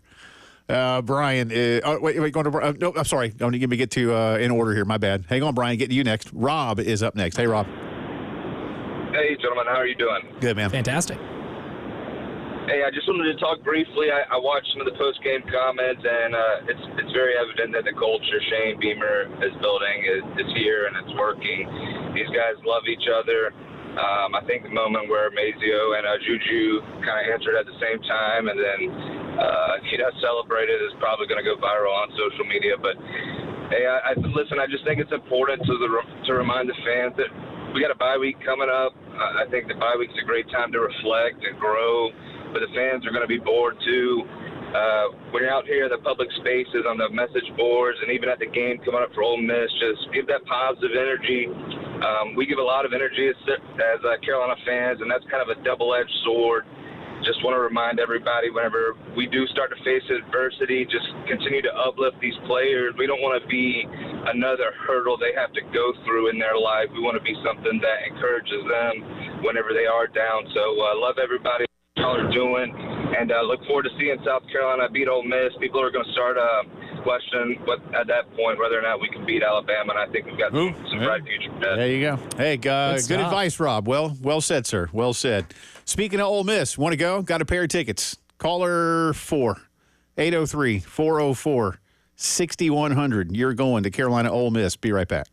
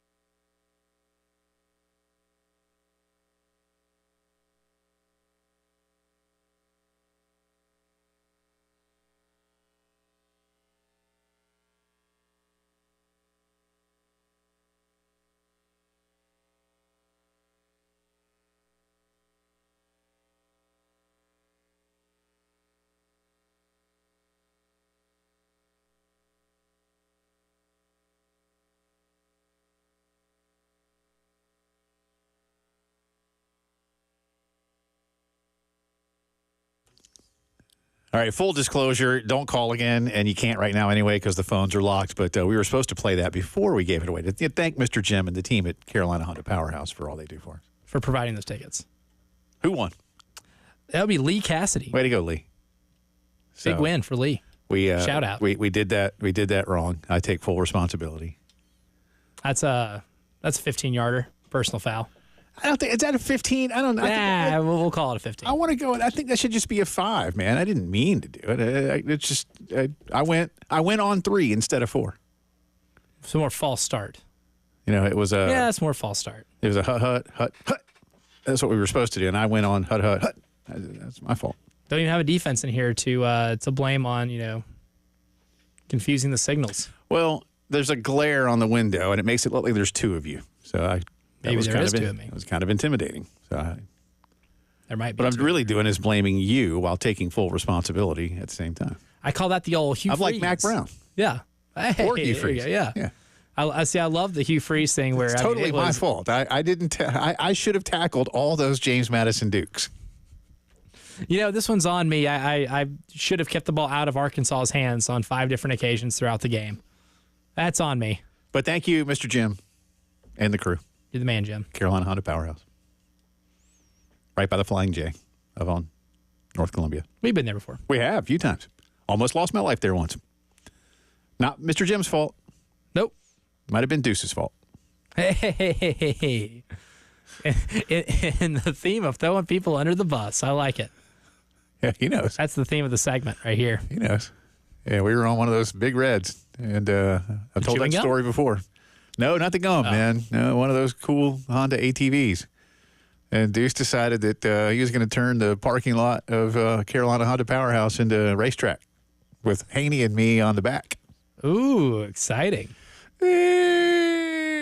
It's exciting when you're doing that and it's like a roller coaster and you're strapped in or some such.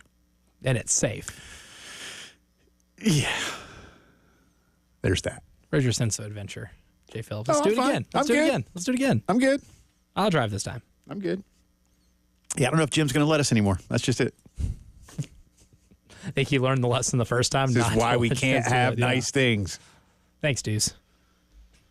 So there's that. I talked to Deuce last week. He's good. They're struggling up there, but he's good. They are. It's not his fault. No, it's not. And the segment of giving blame out, that's Deshaun Watson's fault. Deuce does not get any of this blame pie. Telling you, put the Flying J hat on that little whatever logo. It would be so epic. That would be hilarious.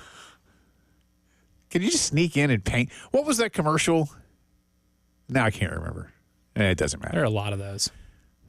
Somebody go in. Seriously, somebody that's intrepid in the greater Cleveland area. Go in there. Go to your nearest Pilot Flying J. They sell their hats. All right, get the hat. Then just find some paint and get in there and spray paint the Pilot hat on top of that Cleveland Brown mascot thing. Here's a better idea. Would you say it was an elf? It's an elf. I think it's an elf. Okay. Yeah. Here's a better idea, though, Jay Phillips. What you need to do, because the Browns have already allocated so much of their salary cap to Deshaun Watson. Have they? And he has been miserable. Has he? I think me saying cheeks would be a nice way of putting it. What a fan really should do, if we want to talk about things to spray paint at the stadium, spray paint the end zone right before the player entrance, and Deshaun Watson will not enter the stadium. You do not have to worry about him anymore. Bam. Problem solved. That's it. That's all you got to do. Somebody spray paint the end zone right where the players walk in each Sunday, and he'd be so terrified to walk into it that he will turn his happy rear end around, go on home. And then you can start whoever your backup is, who can't be much worse. I don't even know who it is. Who is it? Well, I know. I just know it ain't Deshaun Watson. No. And you ain't paying him anywhere near as much as you are Deshaun Watson. We'll have more on the Panthers win coming up in the headlines. Wait, they did what? Yeah, they won. The Florida Panthers? No, that's a hockey Stanley team, Cup? man. This is not the Pitt Panthers. Oh. No, this is the Carolina Panthers of the National Football League. Are you sure you're not confusing them with the Batesburg-Leesville High School Panthers, who did get a big win? That would have surprised me less. Big win on Friday. That would have surprised me less. They're Panthers. But it's clearly all about Andy Dalton now. But I even asked myself in my rundown, Panthers win, parentheses, now what? Now they get to play 14 more football games, unfortunately for them. Do they think they can make the playoffs? You know what? Don't answer that. How serious was my answer? Headlines of the day coming up for you. Plenty more from Coach Beamer and Gamecock players after the win over Akron. Drive around the SEC, all in our final hour.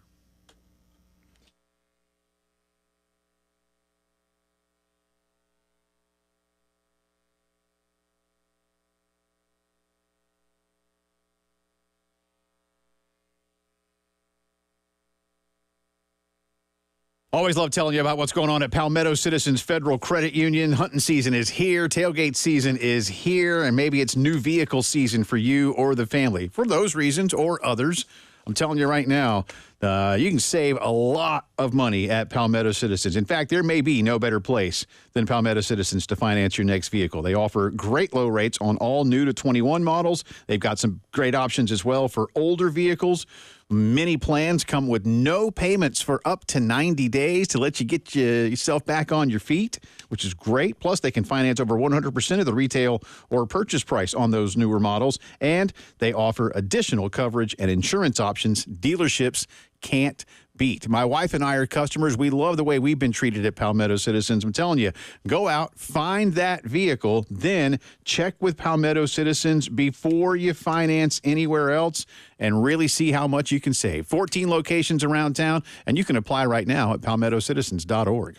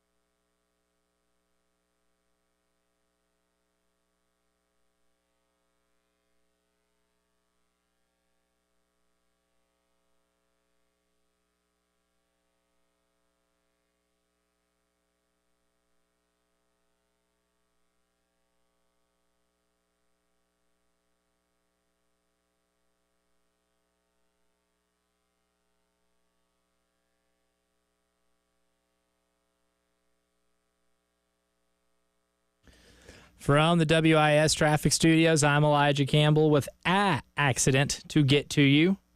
Just one, and that is one on US 21 at Charleston Highway, southbound, over at South Carolina 35 near 12th Street. Now, that is an accident's causing a pretty significant delay. It's in red here, which means it is not moving pretty smoothly through there. But other than that, we just have some long-term road construction over on 20 between exit 64 and 65, and on 26 between exit 108 and 125. So other than the regular long-term construction, just one accident on the roadways this afternoon.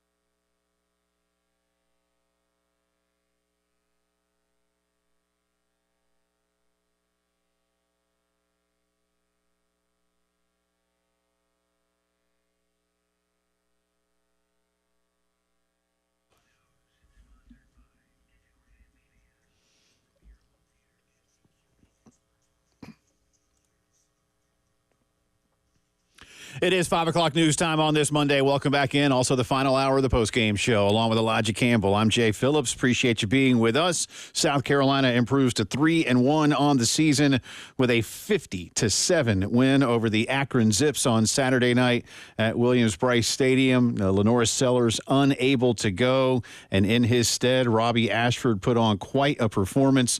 The Auburn transfer, 15 of 21 through the air for 243 yards and 2 scores. He also ran 16 times for 133 yards. As Elijah has pointed out as well, that includes 2 sacks. If you take those off, he's 14 carries for $145, 10+ per carry. Efficient. Had 2 carries of over 35 yards, including a 36-yard touchdown run.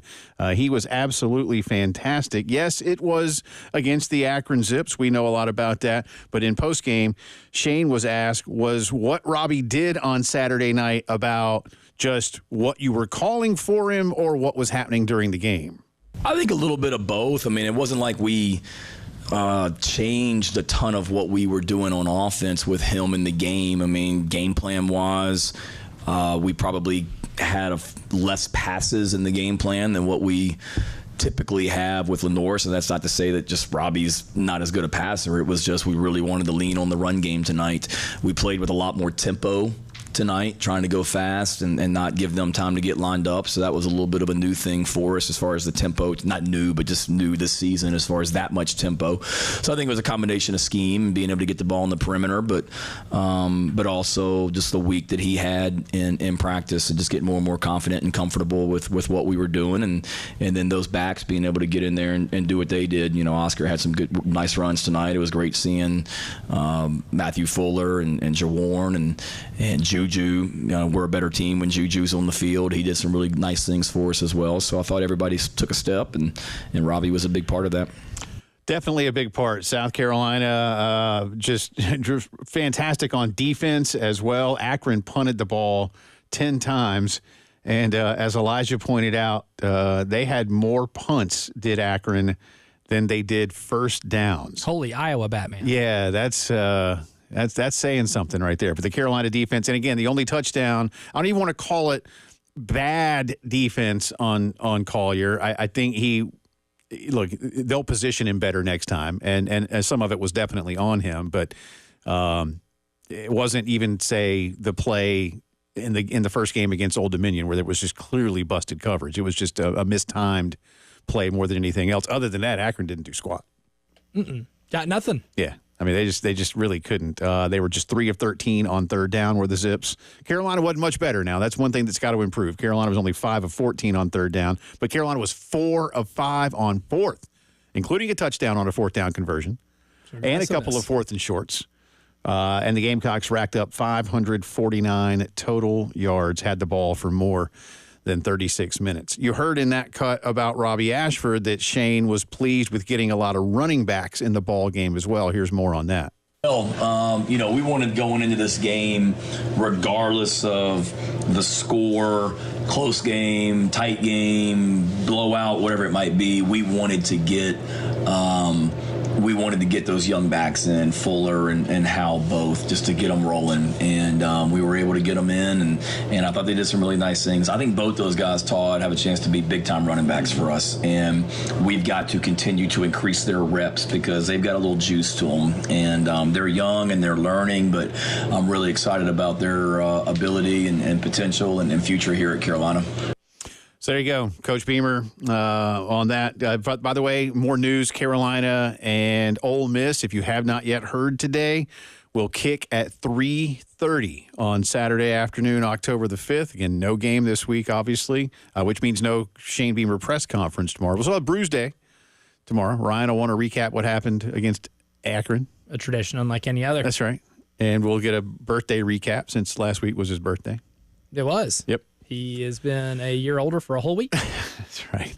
But we'll do all that for you tomorrow. But Carolina Ole Miss on the 5th of October, a 3:30 kick at Williams-Brice Stadium. Plenty more on the Gamecocks and some of the things Coach Beamer and the players had to say coming up in just a few minutes' time. AP poll is out. Texas remains the number 1 team in the country, and it's a pretty tight gap. Georgia picks up 13 first-place votes to stay in second. Ohio State is third. Alabama is fourth. Georgia goes to Alabama this weekend. Tennessee up a spot to fifth after their win at Oklahoma. They trade places with Mississippi, who did win. Who'd they beat? Georgia Southern. I knew that was out of conference, but Tennessee's win, I guess, more impressive. And I would say, I would say beating Oklahoma on the road in Oklahoma's first SEC game on national television was probably a little more impressive than Ole Miss beating some poor G5 school over the head with a bag of hammers for 4 quarters. Oklahoma's 6-spot drop, by the way, was not even the biggest one of the week. I'll tell you about that in just a second. But continuing with the poll, Miami is number 7. Oregon is 8. Penn State 9. Utah is up to number 10 with a nice win at Oklahoma State. Missouri down 4 after an overtime thriller. A double overtime thriller. A double overtime thriller against what powerhouse? Oh, it was Vanderbilt. Anchor down, Vandy baby. almost got it done, man. Vanderbilt. And another missed field goal. Fun. Remember the Virginia Tech game and the dude just missed it? And what's crazy is that kid early in the game, too, nailed a 55-yarder with like 7 or 8 yards to spare. Like he would have hit that from 62. Like he drilled a kick earlier in that game that was phenomenal. And the kick he missed was from 31 yards and just completely hooked it. Oh, I felt so sick for him. And I think Missouri missed. They missed 2. Okay, I said they. Yeah. See, what the last 8 minutes of the second quarter was for offensive football in Arkansas and Auburn, the entire game was for special teams in Missouri Vanderbilt. You get what I'm saying? I do. It wasn't pretty for a lot of it. With the exception of the 55-yarder that was made earlier in the game. That was really cool, but both teams did a really good job of keeping the other in it because they loved to miss field goals. Michigan is up 6 spots to 12. Really nice win. Really nice win. They're now 1 spot ahead of Southern Cal, who they beat. I predicted, and I'm not letting go of it yet, but I'll admit I was not on the Michigan bandwagon at the beginning of the season. They lost so much, but I said Michigan's going to go 8-4. I did think that Southern Cal had enough offense to go into Ann Arbor and win, and I still kind of believe they do. Michigan had a couple of really nice plays on offense, running-wise. In fact, I feel like Michigan, wants to go back to even before the Bo Schembechler era. How many passes did they throw the other day? 12. Alex Orji threw for 32 yards. They can't throw, but they can play defense and they can run. And they did, and they won the football game, and winning is all that matters. I've learned that. Hey, that pick 6 by Will Johnson paid dividends. Big deal. They cannot move the ball at all. It's hilarious. No, but they did it just enough. They won the game, man. That's a big win, in my opinion, for Michigan. If they can clean some things up. Welcome to the Big Ten, Lincoln Riley. I know, right? But anyway, again, Southern Cal at 13, right behind the Wolverines. LSU up a couple spots to 14 more on LSU in the drive around, and it's not good news. Louisville is 15th. Notre Dame 16. Clemson 17, scoring 59 points on NC State. Iowa State is 18th. Illinois 19. Oh, Nebraska. Brutal. Oh, Nebraska. Just when you think they're turning it around a little bit, they lose. You guessed it. Another 1-score game. At home, too. There is not a program in the country, Jay Phillips, that has mastered the art of losing 1-score games under a plethora of coaches. It doesn't matter who the coach is. It doesn't matter if it's Matt Rule. Don't matter if it's Scott Frost, Brian Callahan. That was a thing. Bo Pelini. I don't care. Still can't believe Brian Callahan was ever a thing. Pelini actually was. He was good, but even then, there's not a program in the country that has mastered the way of coming up with creative ways to lose 1-score games. They'll be in every game they play. But you know who's 4-0? Illinois. Brett Bielema. Wow. This is what they were supposed to be last year. They were so much better in terms of a roster, in my opinion, last year going into the season and completely fell on their face. And now they're winning football games. It's weird. It's a very weird thing. I'm not comfortable with it. Oklahoma State is number 20, followed by in-state rival Oklahoma at 21. BYU is into the poll at 4-0 as well. And here comes the biggest dropper I was telling you about, Kansas State. BYU didn't just beat Kansas State. BYU, I have to be nice because it's BYU, beat them really badly. Yeah. Instead of a bag of hammers, they beat them with a 38-9, right? Yeah, 38-9. Yeah. K-State, man. It was not even close. I think the spirit of that game was worse than 38-9 too. Probably so. A&M is up a spot to 24. Boise back in the poll. Just 2-1 are the Broncos, but they are number 25. Yes, Carolina fans, the Gamecocks got a few votes in the AP poll. Some.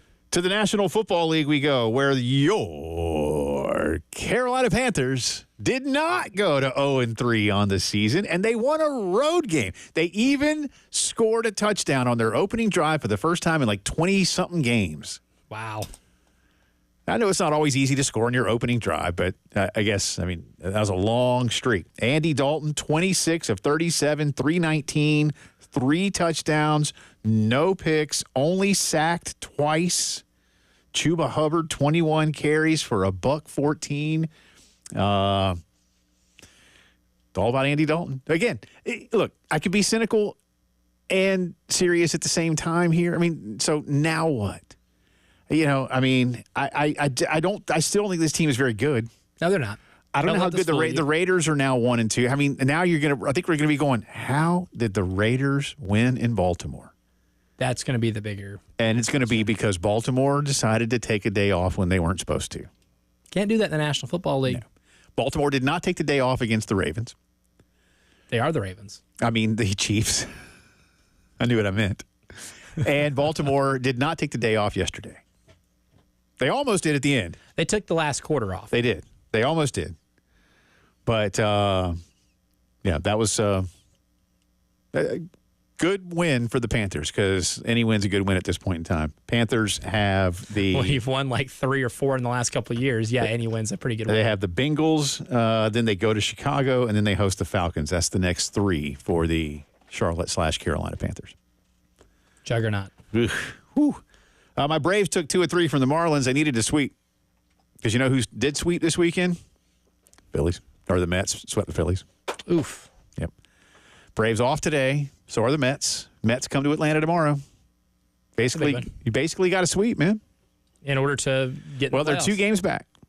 They're 2 games back. So, I mean, if you win 2 of them, sure, you shave a game. Well, this is your playoffs. I mean, you're technically in the playoffs right now, if you think about it. Yeah, basically.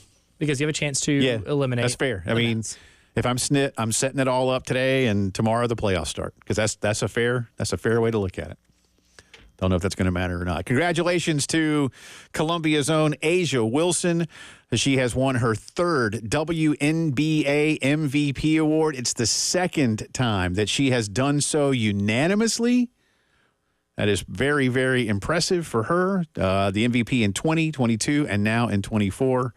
And again, most believe that she is quite literally the best player on the planet. Caitlin Clark finished 4th in the MVP voting, but Caitlin did win the WNBA's Rookie of the Year award to absolutely the surprise of no one. So there you go. That's our decision. That's right. Integrated Media headlines of the day, 803-948-8327 for all of your home theater wants, needs, dreams to become reality, 803-948-8327. There is nobody better when it comes to home theater in this town than Integrated Media. A lot more on the Gamecocks win over the Akron Zips when the postgame show returns.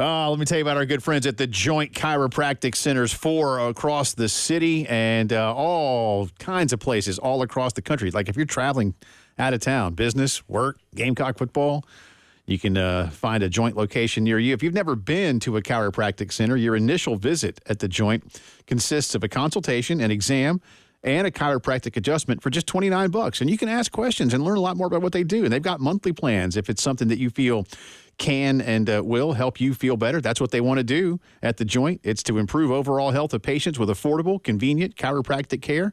You maintain and prevent reoccurring problems. Hey, I mean, it's really that simple. You can be in and out quickly. They're open Monday through Friday, 10 to 7, Saturdays, 10 to 4. Local owners Janet and Bob Keene have a great saying when it comes to what they do. You don't have to feel bad to feel better. That's the Joint Chiropractic Centers.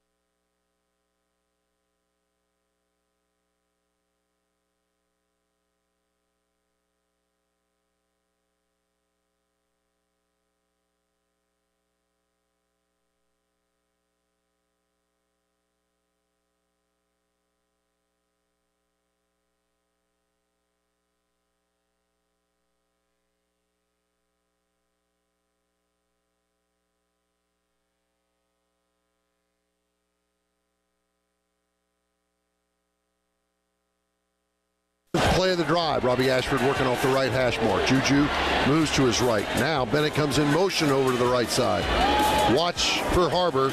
Fake inside. Juju out of the backfield at the 10, 5.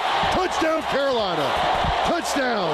Juju McDowell on a wheel route. A beautifully designed play by Dowell Loggins. The extra point could make it 22-0 Carolina with 4:28 to go in the first half. That's a 12-yard catch and run. Really was a nice play call there. Good for Juju to get into the end zone, too. That was about 4.5 minutes left in the half. Again, a couple of minutes later, that was when Akron got their only touchdown of the ball game. Carolina goes on to the 50 9-7 victory. Welcome back into the postgame show alongside Elijah Campbell. I'm Jay Phillips, talking a lot about Carolina's win to go to 3-1 on the season. I know John's holding on. John, sit tight. I want to get to one thing here. Cut number 23, please, Elijah. This is Shane Beamer. Elijah and I mentioned this earlier, and I think most of you, I will not sit here and throw a blanket over the entire fan base. And I realize, as Elijah does and all of you do, how painful 9 days ago was in terms of how well you played and just didn't get over the hump, especially when some of the things went against you, most notably that your quarterback was out for the second half of the game. But everybody pretty much would have signed up for 3-1 and a split in those two conference games, right? Here's Shane on where his team is going into the bye week after 4 weeks of play. Content? No. I'm mad that we're not 4-0, and that's a whole nother story that we'll talk about at the end of the season. But certainly, I think if anything, we learned from last week, and certainly that was a really, really, really tough loss. I mean, I've moved on, but my wife will tell you I was watching the TV copy of the LSU game Thursday night at like 10 o'clock at my house, just still thinking about things and things that I could have done better in that game to have helped us as well. I think if anything, though, Jordan, it was just realizing that loss last week, there were so many things in that game that we brought on ourselves that if we had just been better, it doesn't even come down to the end. And knowing that we have to clean ourselves up, if you will, in order for us to get where we want to go. And I thought our guys attacked this week of practice the right way. And when you put so much into something like that game last week, I mean, there's a lot of disappointment. There's no question about it. And certainly Sunday was tough around our facility, and Monday's an off day. And Tuesday, I'm not going to lie, we walked in the team meeting Tuesday morning at 8 a.m. and there were, I don't want to say long faces, but you could still tell there was a lot of disappointment and realizing that there's nothing you can do about that LSU game anymore. And I'm like the quote machine tonight. I think I used this on my radio show, but I read this on Thursday morning, and it's great that the most successful, you were at the radio show, you heard me, the most successful people in life are the ones whose dreams and goals are greater than their memories. And to me, it makes a ton of sense. The most successful people in life are the ones whose dreams and goals are greater than their memories. So I told the team, like, if our memory of the Kentucky game and how well we played, or our memory of the disappointment of the LSU game and how we let that one get away in a lot of ways is greater than the goals and dreams that we have in front of us, then we're in trouble. But if we continue to just focus on what's in front of us and keep getting better, then we've got a chance to do some special things and learn from that LSU loss.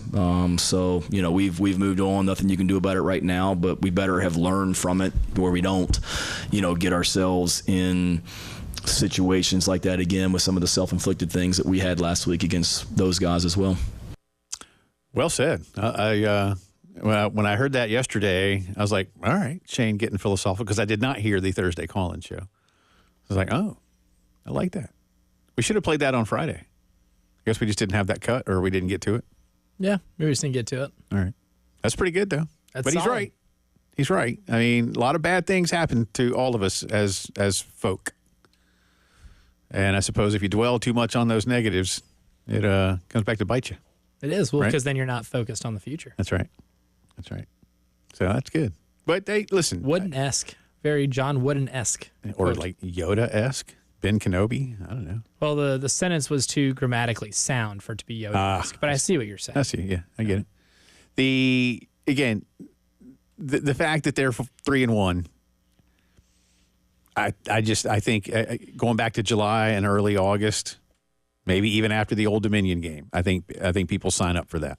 I genuinely do. Now you get a chance to heal, and then we see what happens next. All right, let's see if again John's teams, plural, mixed bag weekend. So let's see how he's feeling. How are you, sir? Well, I'm just taking solace in the fact that Mike McCarthy is a dead man walking. So, I don't have to worry about them building me up on Sundays anymore, because I can just tell. Who's the general manager of the Cowboys, John? You really had to just ruin my Monday, didn't you, Jay? Well, I anyway, was watching Red Zone with Mrs. Phillips yesterday, so I already heard it once. Yeah. Anyway. I guess to go with another great quote about Shane Beamer now, after hearing that, I'll just go with White Goodman and just say, now he's a philosophizer. But, it's a good win. I mean, obviously, when you throw a 50 burger up, it's always a good thing. The uniforms were absolutely cool. Amazing. I don't think there's anybody that would deny that. I love the font, love the throwback look. Look, vintage, throwback, retro, whatever you want to call it, that is the coolest look you can go with. And I think we have two really cool retro looks that we should probably make permanent. But back to the team, it's good that, the guys that may not necessarily be your traditional or your, I guess, everyday starters go out there and make key plays early on, because obviously, Lenoris wasn't able to start the game. And then early on, Rocket Sanders gets hurt. It's good to see the guys step up and be able to make plays and step in where they can. Obviously, you would like to have Rocket Lenoris going for the majority of the season, and it's good that they'll be able to get healthy. And obviously, or honestly, Jay and Elijah, if I would say there was one negative thing about the other night, it's that Lenoris was not out there to get more reps and be able to get in more of a rhythm, especially with those younger receivers who Robbie was able to get in a rhythm with. But nevertheless, it's good for those guys to get in there, make some plays in an actual game situation, whereas, you can practice and simulate stuff all you want. There is no substitute for in-game experience. And that's what I saw those guys getting the other day, and it's good to see them be able to get out there, make some plays, get their confidence up, and hopefully we'll be able to go from there and have a strong Cocktober, because you're going to have a strong one with this Murderers Row schedule we've got coming up. I agree, 100%, man. Good phone call as always. Hang in there with the Cowboys. And, yeah, some of the things Mrs. Phillips was saying about the Dallas Cowboys yesterday. I don't think we'd be able to repeat on the radio. Radio. Probably not. Well, I mean. And we did talk about the uniforms earlier. The uniforms were spectacular. Highlight of the weekend. They were real, and they were spectacular. Not oftentimes can you say, usually, when you say that uniform's the highlight of the weekend or the main talk, no, I know what it's you mean. like, oh, wow, you must have gotten beat by Akron. No, you won 50-7. You covered the spread by a lot, but that's just how great those uniforms were. Yeah. No, they were awesome. They really, really were. But John, to your point about the football part of things, yes, you got a lot of guys where, again, 12 different players caught at least one pass or on Saturday night. You had a bunch of guys get involved in the run game, which was fantastic. You had guys score. Attaway scored. Howell scored. You got Juju a touchdown. That's good. The play to Bennett I thought was the play of the game. The touchdown in the end of the first quarter. Again, the Davis Bevel emotional moment was fantastic. I absolutely loved it. But I agree with what he said. There is a downside, and it's something you can't control. But you did want this game to be a game where the chemistry, the cohesion and confidence, the buzzwords we've been using all season, would have come together even more in the passing game, despite the level of opponent. And again, Akron's not very good. We've called it like it is. We're not going to sit here and say that they just went and beat Ohio State. They didn't. They beat Akron. We get it. We get it. But you didn't struggle to do it. Nope. And there were some ugly at times. There was. Mm-hmm. But there was some really good at times. I thought the play calling, like Todd said, that play call on the touchdown to Juju, I love the one to Mazio and how that worked on play action. I like 40+% play action rates. Yeah. But yes, he was really good in play action. You'd like to see Lenoris out there for the same amount of time, basically, that Robbie was out there, which was into the fourth quarter. But maybe the Davis Bevel moment doesn't happen. But you've got to. This is who you are. This is the hand you were dealt. They performed well against a team that they should have performed well against, maybe even above expectation. More on the Gamecocks and the SEC in the driving round, which is coming up right after this.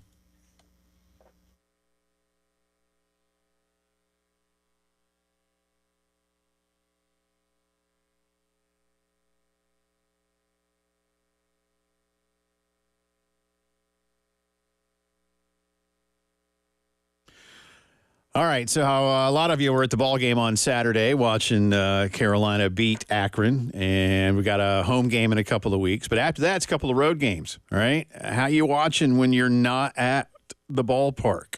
Well, let me tell you, now, especially during an off week, is a great time to call Integrated Media. Have you been thinking about it? I don't know. Listen, here's the thing, y'all.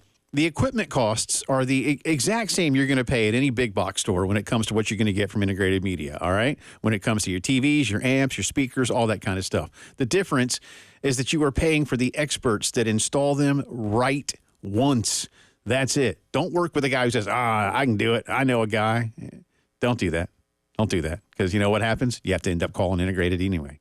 Trust me on this. They're fantastic at what they do. Seen stuff in a sports bar at a friend's house? They can do it for you. 803-948-8327. Feel like you're there with Integrated Media.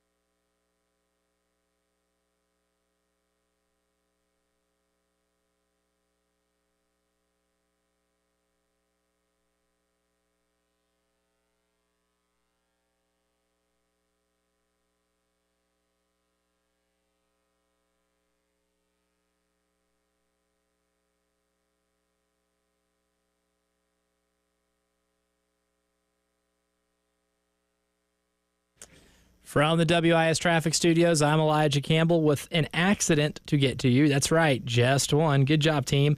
On US 21 near Charleston Highway southbound, we have an accident over at South Carolina 35 and 12th Street.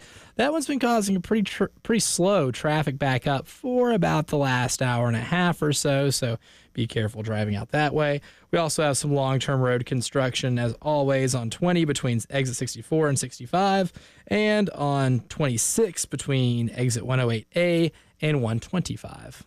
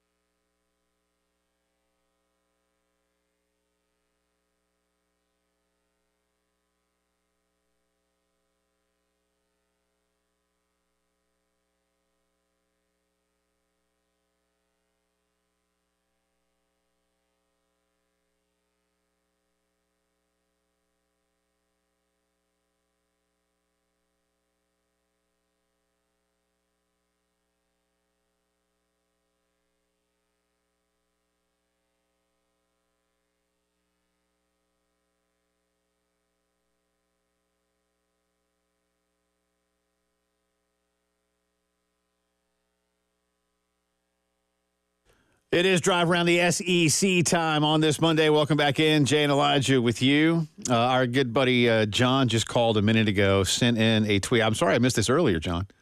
We were talking about the uniforms Saturday night. I'll retweet this so y'all can see it.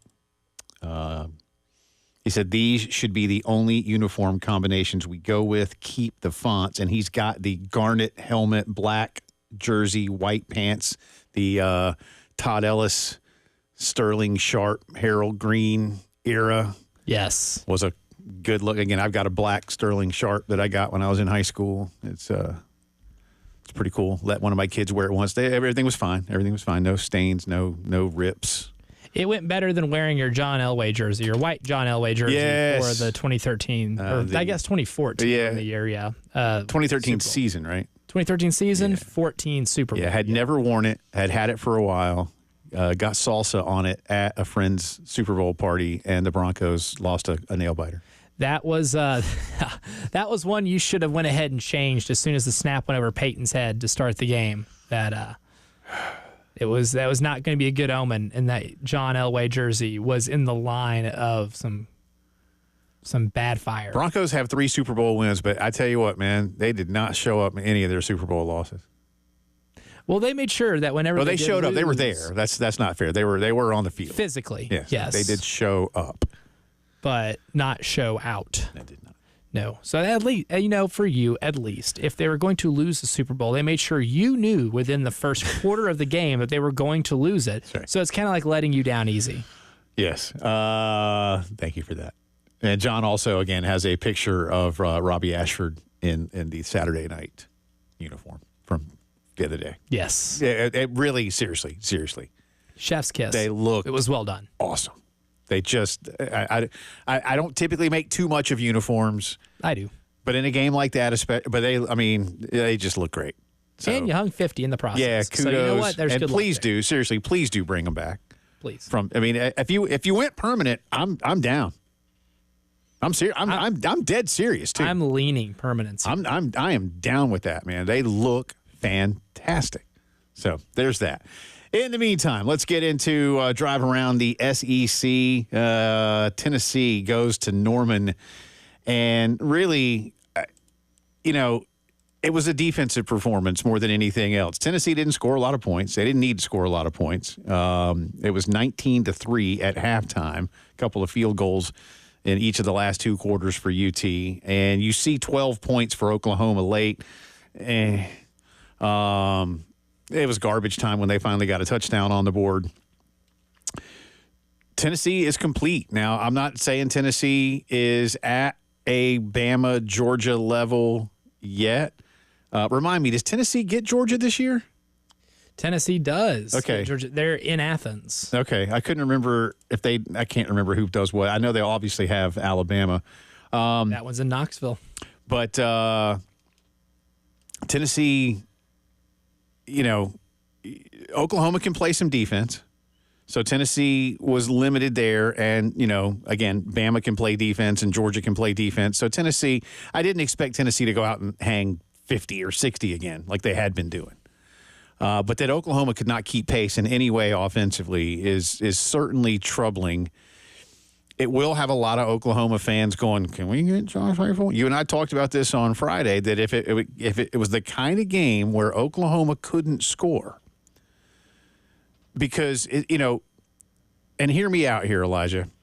I'm old enough to remember times when Oklahoma won games, and I'm kidding a little bit, but not really, like 13-10 under Barry Switzer back, just we're going to run, the clock's going to tick, you're not stopping us, and we'll be fine. And then Bob Stoops, a defensive-minded coach, I might add, in an era where the Big 12 said defense, whatever. What's that? Would score routinely 40 and 45 points a game in wins. And they were winning 10 games a year at least. And they won the Big 12 all the time. Helped you brought a smart fella named Mike Leach along with him when he first took that job. So, now they're back to playing defense again under Venables, which is fine. But you got to score some points. And the SEC is kind of a blend. I still contend, as I told you earlier, Oklahoma's going to be fine ultimately. But they're not right now. And I don't see Oklahoma sinking the way we saw Nebraska sink or Miami sink. I don't see that. They could. I don't know. But I don't see that. That being said, they're going to have to fix some things pretty quickly. I don't think it happens this year. But what it did do is tell the world that the Tennessee Volunteers are now seemingly ready to compete with Alabama and Georgia. That they're for real. Yeah. I mean, that's the thing, too. If I would have told you at the beginning of the game, Nico Iamaleava throws for less than 200 yards, and they have to settle for a lot of field goals, and the offense just doesn't go burr the same way it did the first 3 weeks of the season, you probably would have guessed Oklahoma at the bare minimum covers the spread.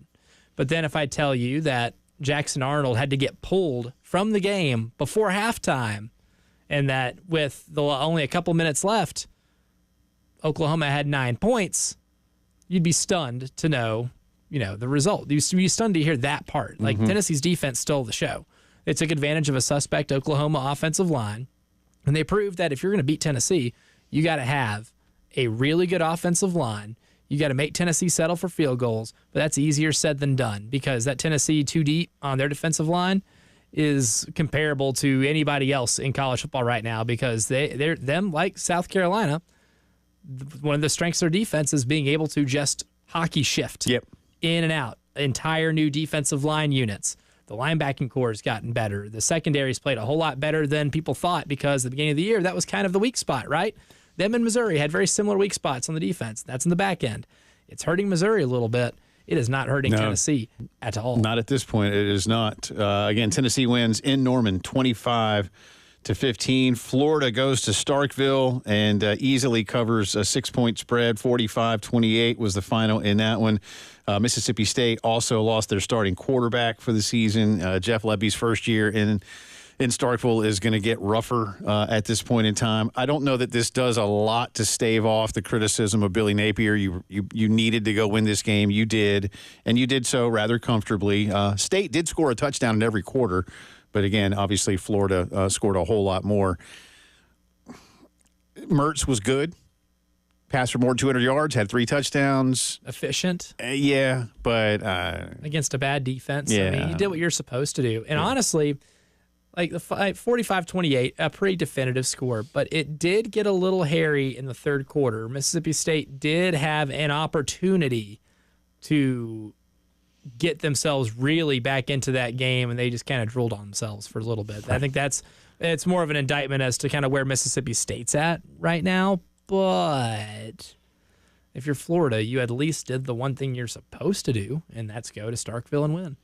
Arkansas, and the only other conference game of the weekend, beat Auburn on the Plains, 24-14. Auburn turned the ball over 5 times.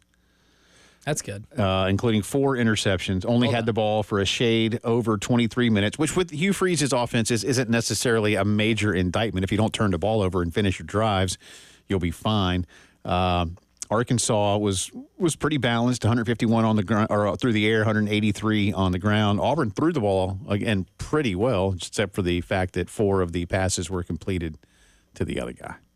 Yeah, that does not typically bode well. It's going to cost you some games. And now Auburn's in a really awkward quarterback discussion too because they started Hank Brown for that game, and Hank Brown stunk. He was bad. And then they brought in Peyton Thorne, and Peyton Thorne wasn't much better. But he was bad last week, and then he was bad, So. He's stunk this year. He leads the SEC in interceptions. Not a great stat to lead the conference in. So now they have a quarterback controversy of 2 bad quarterbacks. And for somebody who's such a quarterback whisperer, an offensive guru, Hugh Freeze has yet to put anything together at Auburn to really give you a proof of concept that it's going to work. And my apologies that there was, but we'd already talked about it, which is why I thought that in my head. Missouri beat Vanderbilt in double overtime, 30-27 in Como. Yeah, we had mentioned that in the news when we were talking about the AP poll. We're fortunate to do so. Boy. They were fortunate to beat Vanderbilt. They were. So Missouri, though, goes to 4-0 on the season. Texas won. LSU really came on late to beat UCLA. Those are the only games that really mattered. Pretty much. There you go. Some final thoughts from Shane Beamer when the postgame show returns.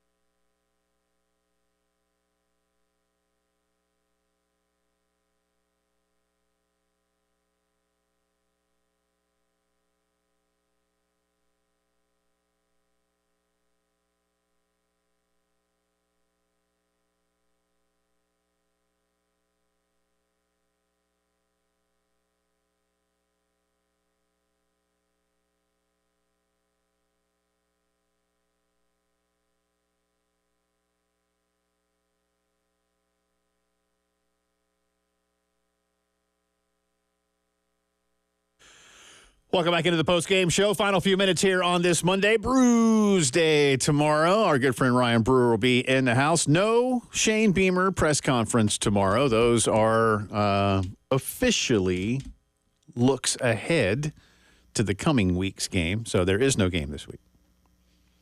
But looking ahead to nothing. But that doesn't mean that Shane doesn't have thoughts on what's going on. And here he is on what they'd like to work on. Especially through the air during the bye week. Great question.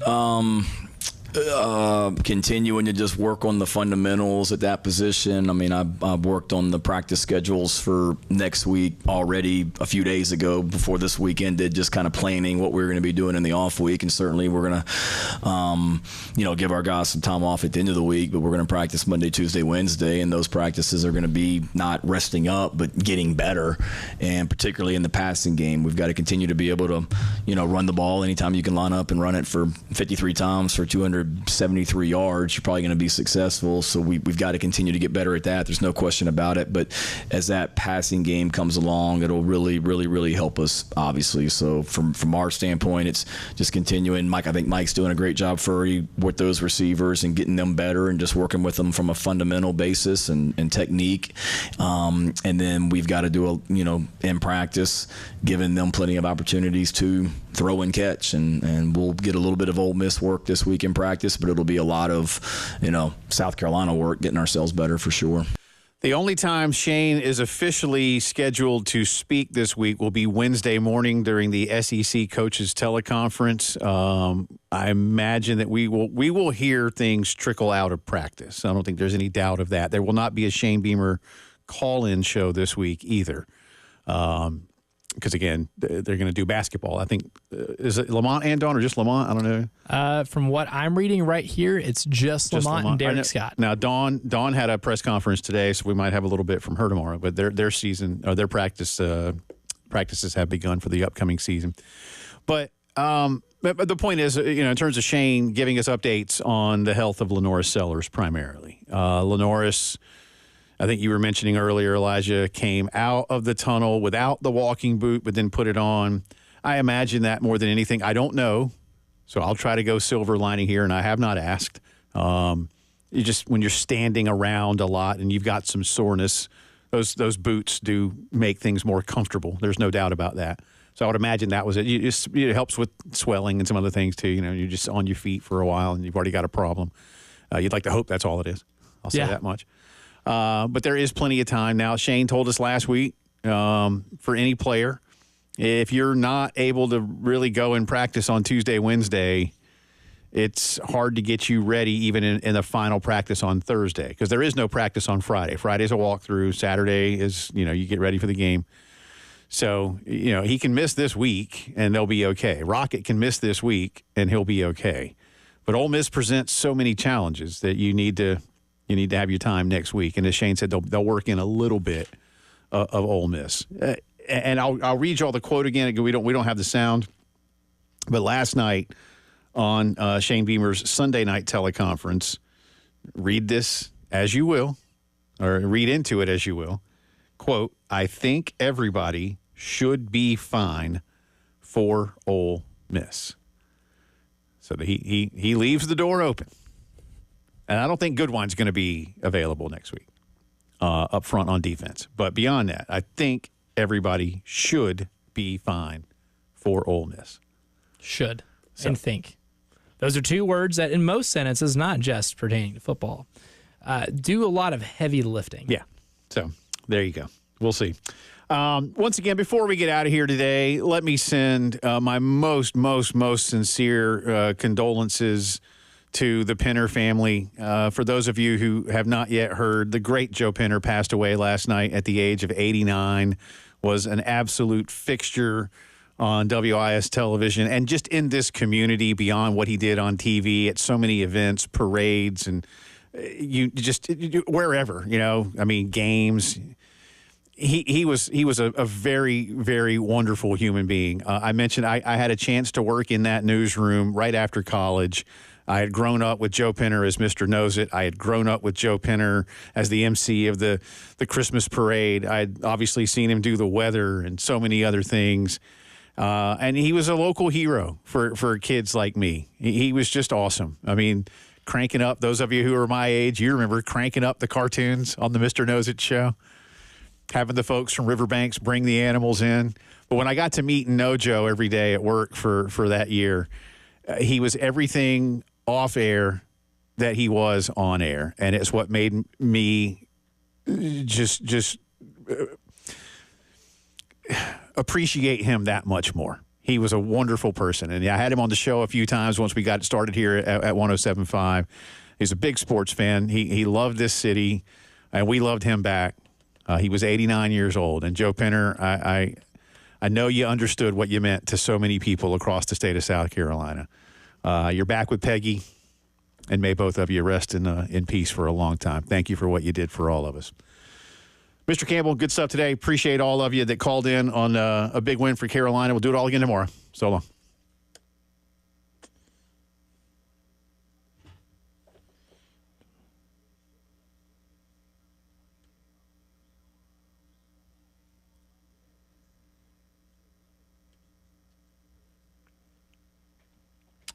And before we get out of here, one final word from our friends at Columbia Secret for weight loss. Look, it is September 23rd, which means in 7 days, a week from now, their deal, their buy one, get one deal will be expiring. Look, they've been celebrating their 1 year anniversary here in the Midlands, where they have been helping a lot of people just like myself achieve their weight loss goals. And part of that celebration has been a buy one, get one deal, so you can go through your weight loss journey with Columbia Secret for Weight Loss with a friend or a family member. Again, September 30th is the deadline. And look, this program is fantastic. It did wonders for me. I reached my goal in less than a month's time. They can do the exact same thing for you, and they do all of this without any pills, without any shots, and also by giving you the coaching needed to be able to help you sustain that lifestyle even after you're done with the program. If that interests you, give them a call, 803-824-4210. Again, that number is 803-824-4210, or go to ColumbiaSecretForWeightLoss.com. Results may vary.